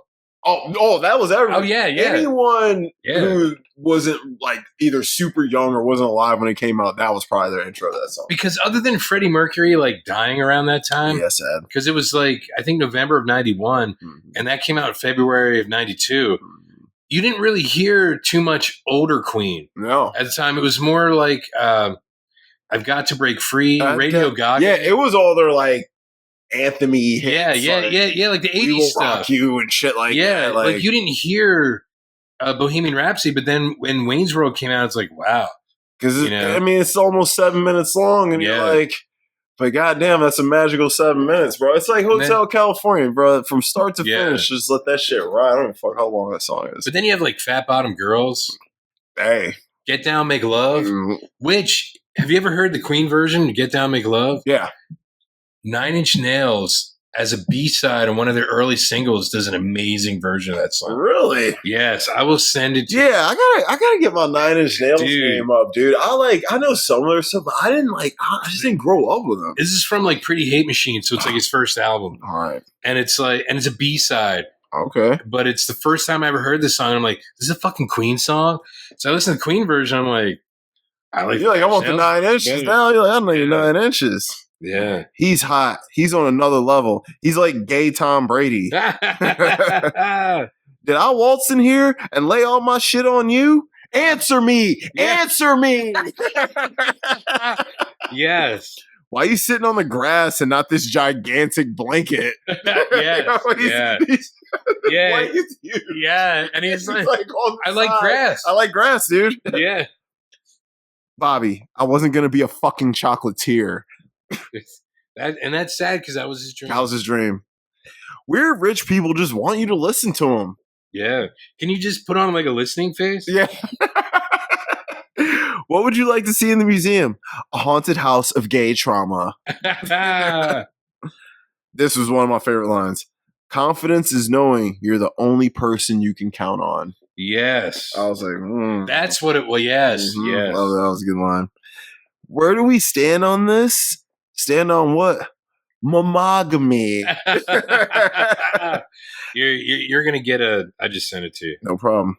Can I have a massage?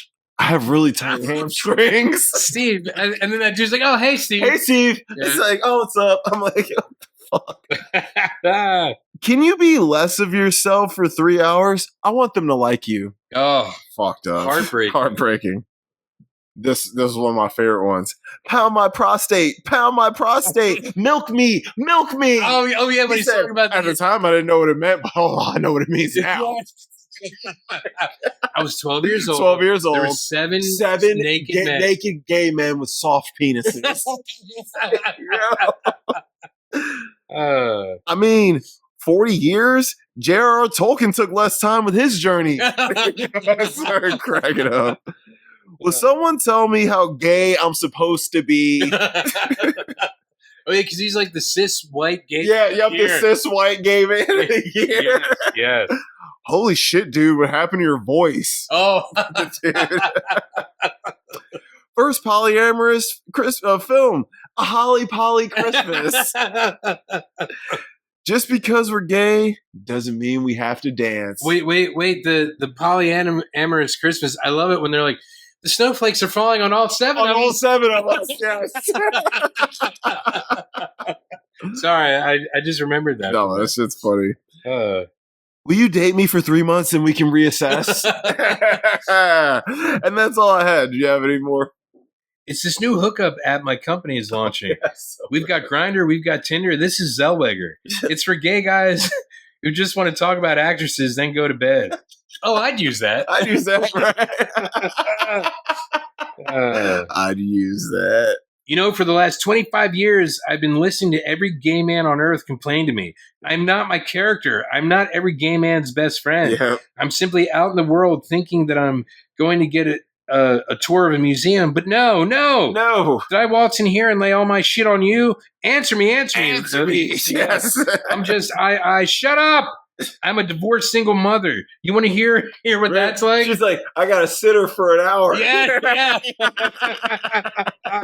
Yeah, it's funny. See you on Grindr or Zellweger or whatever the fuck the next one is. Yeah. I'm not on any of those. How do you meet people? I'm not really looking. Yeah, me neither. Yeah. Hey, if you don't trust me, that's fine. But if for some reason, underneath all that strength and confidence, you still don't trust that you are lovable enough, I'm living proof that you're wrong. Another great line. Yeah, that was a good line. Yeah, I mean, that's... Oh, in all my years, I never thought I'd say this, but Deborah Messing, it'll have to wait. It'll have to wait. Yeah, she was like, Bobby. That was... Yep, it'll have to wait. So funny. Yeah. Yeah, I mean, there's a lot of great lines, but a lot of it is like in the movie parodies. Yes. And shit that Bobby just says. Like, randomly. Yeah, he says random shit. All right, what's aged the best? Gay love. Yeah, honestly, like the fact that it's not different from heterosexual love. Not much. Because the whole thing, Bobby's like, love isn't love. It's something we made up so you would actually fucking pay attention. Mm-hmm. But this movie proves that love is love. It's love. Yep. And even his song is like, love is not love, is what he says in the song. Yep.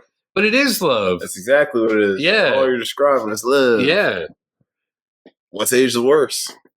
I didn't have anything actually aging the worst. Not yet, but everything it's still new. But I feel like everything from when it came out is rolling pretty fun, and it's an insight to a part of society we only know peripherally. Yes. So we obviously have people we're related to or people we know that are a part of the community, but we don't experience it ourselves. So it's a way for us to know what they probably go through. I literally was telling Cora that the other day because I was like, dude, that's why I like gay movies. I get to see a side of life I don't get to experience. Yeah. You know, so. And then you know what they're going through. I'm like, man, shit, it's fucked up. And I watch them from, all time periods. Yeah. Watch a gay movie from the 60s. I'm like, damn, it's really fucked up back then. Yeah. But. All right, most rewatchable scenes. Oh, my God. I had the gay awards. yeah, because with Kristen Chenoweth with the Stonewall hat. Yes. Yeah, and then the other award show that he takes Aaron to, I love when the guy's like, "Are you going to peacock for this guy?" Yeah, peacock for this guy. And then he's like, "Thank you, Doja Cat." Doja Cat. Yeah, he's like, I was like, oh my God. Yeah, that was funny. Then I had the first gay party. Yes. I said when they go to the two dudes' house after the date. Oh, yeah. He's like, I'm just going to go. I'm going to go. See ya. Yeah. Oh, yeah. When Debbie comes to the museum. Yes. When they fight in the park. Oh, yeah. Hey, guys. You go. Yep. Yo, I started cracking. I was like, that would exactly be me. Hey, everything. Yep. All right. Just walk right on away. Yep. Y'all have fun. Yeah. At the Christmas party. Oh, yes, yeah. When Bobby meets his parents. When Bobby starts doing steroids. Oh, my God. That is actually a great That's one of the great scenes. And I do love, I wish I would have it in quotes because I forget what he says, but we were talking about it earlier. He's like, I'm on steroids. I have roid rage. Yeah, I have roid rage. Just out of nowhere. Yeah. But he's like saying other shit. And he's using that as the excuse. As an excuse. I'm like, this is just you, bro. Like, you've been on steroids for a day. Yeah. Like you haven't even finished a cycle. You're all right. My gym window. So, I mean. Yes. Oh, snorted. That's terrible. That's like, because it goes running out. Yeah. My gym window. Running out. I'm like, God, all of a sudden you're Mr. Gym Man. That shit was funny. I had when Bobby goes to the gym. Oh yes, he meets the guy. Yeah. And then I had the ending song and the end. Yeah, the ending song is actually it's great. Yeah, it ties everything up nicely because it shows he hates country music. He does. Because remember when they meet, he says something about the song that's playing, and Aaron's like, "Well, what is this?" And he's like, "It's classic Mariah." Yeah, and he's like, "Who are you?" He's like, "I'm more of a Garth Brooks guy." And yeah. The fuck? He's like, "What kind of gay dude are you?" Yeah, yeah. Like, I've heard plenty of gay men say the fuck. The fuck? And, and that was my reaction when I heard that. I'm like, the fuck? That's I'm not even gay, but I had that reaction. You had it, right? My Lord. All right, best characters. Bobby and Aaron. Yeah, of course. Yep. Yes. I had no worse. This is probably the first movie I had no worse characters. Yeah, because no one's really bad. Yeah, because Bobby was his own worst enemy. Mm-hmm. So if you want to say Bobby when his confidence was down, was low. Yep. Yeah, that's about it. And it's like, it's not even that he's a bad character. He's just down on his. Yeah, like, yeah. Everyone's been there. Yeah, like he should have more. He should believe in himself more, but then he does. So it's kind of like you're right. There's really no, because there's no like evil, maniacal, whatever, like trying to go against them at all. Like they're insulated in a way because they're surrounded by other gay men and gay couples. So or lesbians or bi or trans. So they're within a community that actually supports them. That's so what I was like. Everyone was pretty positive, even like parents and stuff. Yeah, like, there's usually always one asshole in these movies, but everyone was cool. Yeah, and that's weird because even in most like, let's say like a Hallmark movie, a Hallmark Christmas movie, some dude's an asshole. Yeah, someone's an asshole. Or someone's trying to keep people apart. Someone's trying to whatever, and it's almost like they were trying to keep each other apart because they were afraid to commit. Yep. Yeah. They're their own worst enemies. Yeah. So if anyone's the worst characters, it would be them two. Yeah. Because no one else they're the best and the worst. Yep. Yeah. So, yeah. All right, recast and couch. Who'd you have for Aaron? For Aaron, believe it or not, I know you're going to say terrible pick. John Cena, I think, would be perfect. Too jacked. He can thin down. He don't want to. But he could. Because I'm thinking of him. Now I'm really curious. Funny. Who the fuck did you have for Bobby then? John Mulaney. John Mulaney. The comedian, John Mulaney. John Mulaney. All you have to do is hear him talk. And you'll be like, and John Mulaney's straight, but he doesn't sound straight. Oh, this guy. Yeah. His look is definitely there. Yeah, and he's the right age. Yeah, he is. And everything. I'm like, that does look gay. I'm like, John Mulaney. Yeah, but he's with Olivia Munn. Yeah, she was Psylocke in X-Men Apocalypse. Yeah, and she used to be on the Daily Show. Damn, he pulled her as a correspondent. Yeah, so I don't see fella. So I was like, I think because John Cena can be very funny and he can be very serious. He can be he's actually an amazing actor. He is a good actor. Yeah. So I was like, I think he and John Mulaney together, I think they'd be able to bounce off each other really well. And I hate using two straight actors for it. No, that's all I can think of. Listen, I always said, Bobby, you want to be played by a straight guy? You got it. And for director, I was thinking Paul Feig, who did like Bridesmaids and stuff. Yeah, because he's a great director. For Aaron, yeah, I went with our boy Captain America, Chris Evans. I thought of Chris Evans. Believe it or not, I did. You reminded me so much of Chris Evans, especially like if it was like 2011. Chris Evans. I'm like right after he got injected with the super soldier serum. Shit. I'm like, holy shit, because like in Avengers he was a little more svelte. He was but he was like fucking beefy. Yeah, he was jacked. Yeah. I like Chris Evans. I was thinking Chris Evans was there. He reminded me a lot of him. Because Chris Evans, believe it or not, his brother is gay. Okay, so he he would be able to. Dudes, all right, Chris Evans. Chris Evans. He's just he's a little. If John Cena was smaller, I'd be down. Yeah. He's so fucking huge. But I know John Cena would just be funny. He would be funny. But maybe he would be too funny too. But maybe he would be too funny he might be. For like the way Aaron's supposed to be. Because Aaron's not that funny. Like Bobby's the funnier one. Yeah, you're right. But how dare you? Speaking of Chris Evans, you see he's about to be in the new Coen Brothers movie. No. Dude, it's Chris Evans and the lead is Margaret Qualley. Really? Yeah, and it looks awesome, bro. It looks good. That's like really your wet dream. Dude, there's a bunch hold on, I'm about to look at there's a bunch of people. Because I know I'm sure I know the Sinners has replaced the Substance. It has in your heart. But I still love the Substance. I thought about it the other day. I was like, wait, did you say you watched it the other day? No, I thought about it. Oh, okay. I was like, I might have to. Dude, it's Aubrey Plaza, Margaret Qualley, Chris Evans, bro. Wow. And Charlie Day. Really? Yep. Oh, that reminds me of a really great line from Bros. Guess who else is in it? Billy Eichner. Really? He's gonna really? be in it. Yeah. Wow. And that's great because this one line in Bros, when at one of the museum things where Bobby's like, if only these gay men would have lived another 4,000 years to see a character come out on It's Always Sunny in Philadelphia. God, love that. Yeah, show. like some of the shit though he was saying was so funny. It was funny and oddly true. Yes, that's what made it funny. So I like your Bobby more than my Bobby. So we can go with Chris Evans and your Bobby. My Bobby, I had John Krasinski. See, I don't think he could. I love John Krasinski. I just liked his look. Yeah, for Bobby. Especially now that he has a beard most of the time. Yeah, he just have a similar look. I just don't know how well he could play gay. But if you like, just listen to like an interview with John Mulaney or watch any of his comedy, even though he's straight, he acts like Bobby. Dude, I heard his voice on Big Mouth. Oh, yeah. Yeah, so I know, I was like, I've heard his voice. He's got the look, too, so I like him. Yeah. So we'll go Mulaney for Bobby and Evans. They would be good. Him and Evans would probably be good together. Yeah, I think so, because you're right. Chris Evans, I mean, he started out in comedy. Mm-hmm.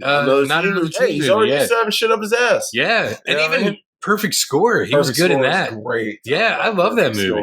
Perfect Score is awesome. He and Scarlett Johansson. Young Scarlett. Yeah. God, Chris Evans been around, man. He's been a lot longer than I think people realize. Think about it. Push. Push was awesome. The Losers. Did you ever see The Losers? Of course, yeah, we talked about it. Oh yeah, we did. Dude, Losers, fucking Zoe Saldana, Columbus Short, dude. Who is it? The dude from Walking Dead, Negan. Yeah. What the fuck is his real name? Oh my god, because he's the comedian. Yeah, Watchmen. Yeah, he's a comedian. Jeffrey Dean Morgan. Yes. Yeah, great film. Yeah, he got slept on, man. And it's a comic book movie. There you go. Yeah. For director, I went with Matthew Lopez. He did Red, White, and Royal Blue. Oh yeah, you love that movie. Yeah, it's good. Yeah.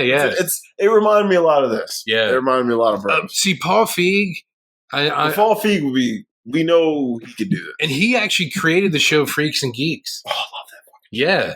So, I think he would be able to Paul Feig works for me. To get those nuances of emotion. Yes, because there's a lot of awkward moments in that show. Yeah. God, that show has so many fucking stars. Yeah. Pretty much everybody in that show had a career. Yeah. Like, kind of crazy. All right. Unanswerable questions. How long they stay together? Yeah. Do they actually reassess in another 3 months? Yeah. Do they actually make it? And because one of the last things Aaron asks Bobby is, do you want to have kids? Yeah. And Bobby's like, no. Mm-hmm. And he's like, and he starts to run away. He's like, where are you going? He's like, where there are no kids. No kids. Yeah. Prop you up from the movie. There's not a lot of props that a straight guy would want. No. But I went with the Sarah Paulson Home Alone poster.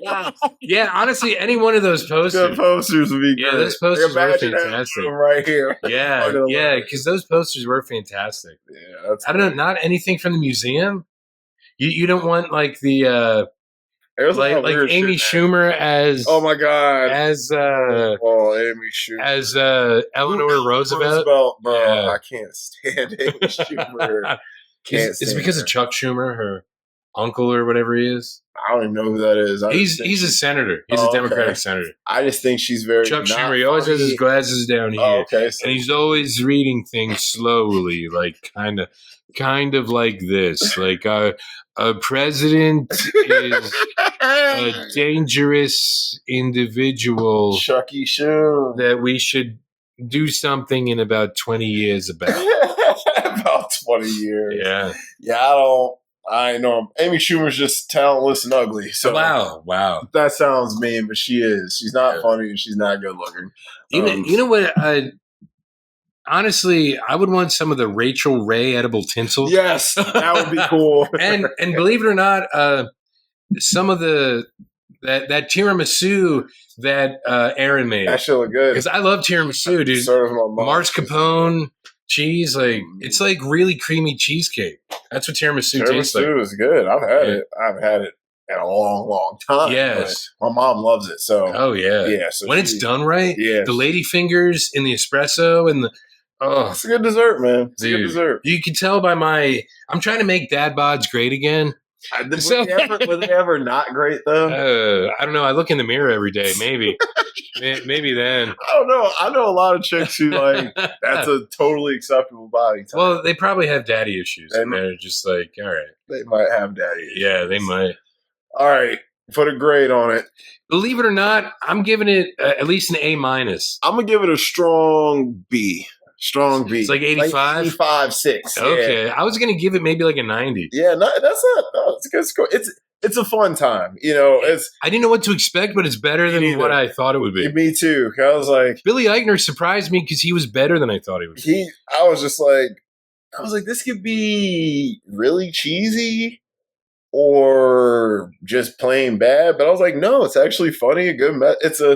It's a perfect rom-com for gays. Yes. Perfect gay rom-com, you know, like. Or for spam wrists. Yes, or for the spam Because that's what it actually said. It said spam wrist. What's the risk? And they know I do not like sizzle pork. Disgusting. I'd rather, my God, the shit is disgusting. My uncle used to eat that. He'd put it in the microwave, and then he'd put hot sauce on it and just tear it up. Was he a Boy Scout at one point in time? I don't think so. And I only asked because, Evan was a Boy Scout. And I guess that's what they would take with him. Yeah. So he loved spam because they would do like crazy shit with spam. And spam is fucking disgusting. Yeah. It's salt. Isn't it just salt? Dude. You know what I realized the other day?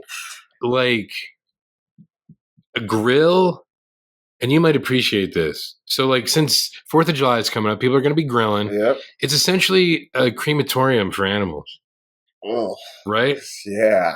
That's essentially what a grill is. What a grill is. Yeah. Unless you're talking about the stuff like you put it on your teeth. Yeah. Yeah. I prefer that grill. Yeah. Yeah. But hey, yeah. I mean, listen, people making graveyards on their stove. Yeah. Yeah. It's crazy. So that's how we live. So I have a question for you because I know we've been talking about Weekend at Bernie's. I'm ready for it. Are we gonna deviate? It's still Pride Month.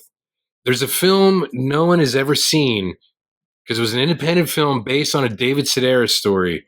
David Sedaris, Amy Sedaris' brother, famous gay author. He's an incredible author. They made a film out of one of his stories probably 12 years ago starring Jonathan Groff, a gay actor, called COG. Never even heard of it. Exactly. All right, you should put it on. Yes. So I'm thinking for next week we should do that to end Pride Month. Let's do it. COG. It's a film that I know you haven't seen. I saw it probably 12 years ago. Of when it came out. Yeah. So Corey Stoll is in it too. Okay.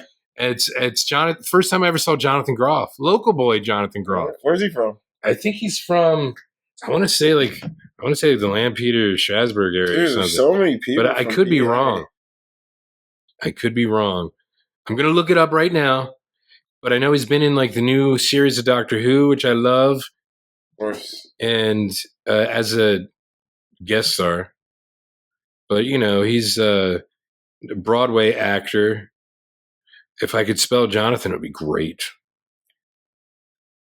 Big John. Yeah. So he is from, come on, Wikipedia. Don't fail me, Wikipedia. Lancaster, Pennsylvania. Wow. Lancaster. So he might be like from like I said, I thought he went to like Lampeter, Strasburg area. I mean, he's 40. Maybe he went to CV. I went to CV. Oh, all right. Yeah, man. CV, man. Conestoga Valley. Nice. Yeah. I could have went to Solanco. The Buckskins. Yeah, not to be confused with the Foreskins. With the Foreskins. Yeah. Oh. The worst team to get cut from. Yeah.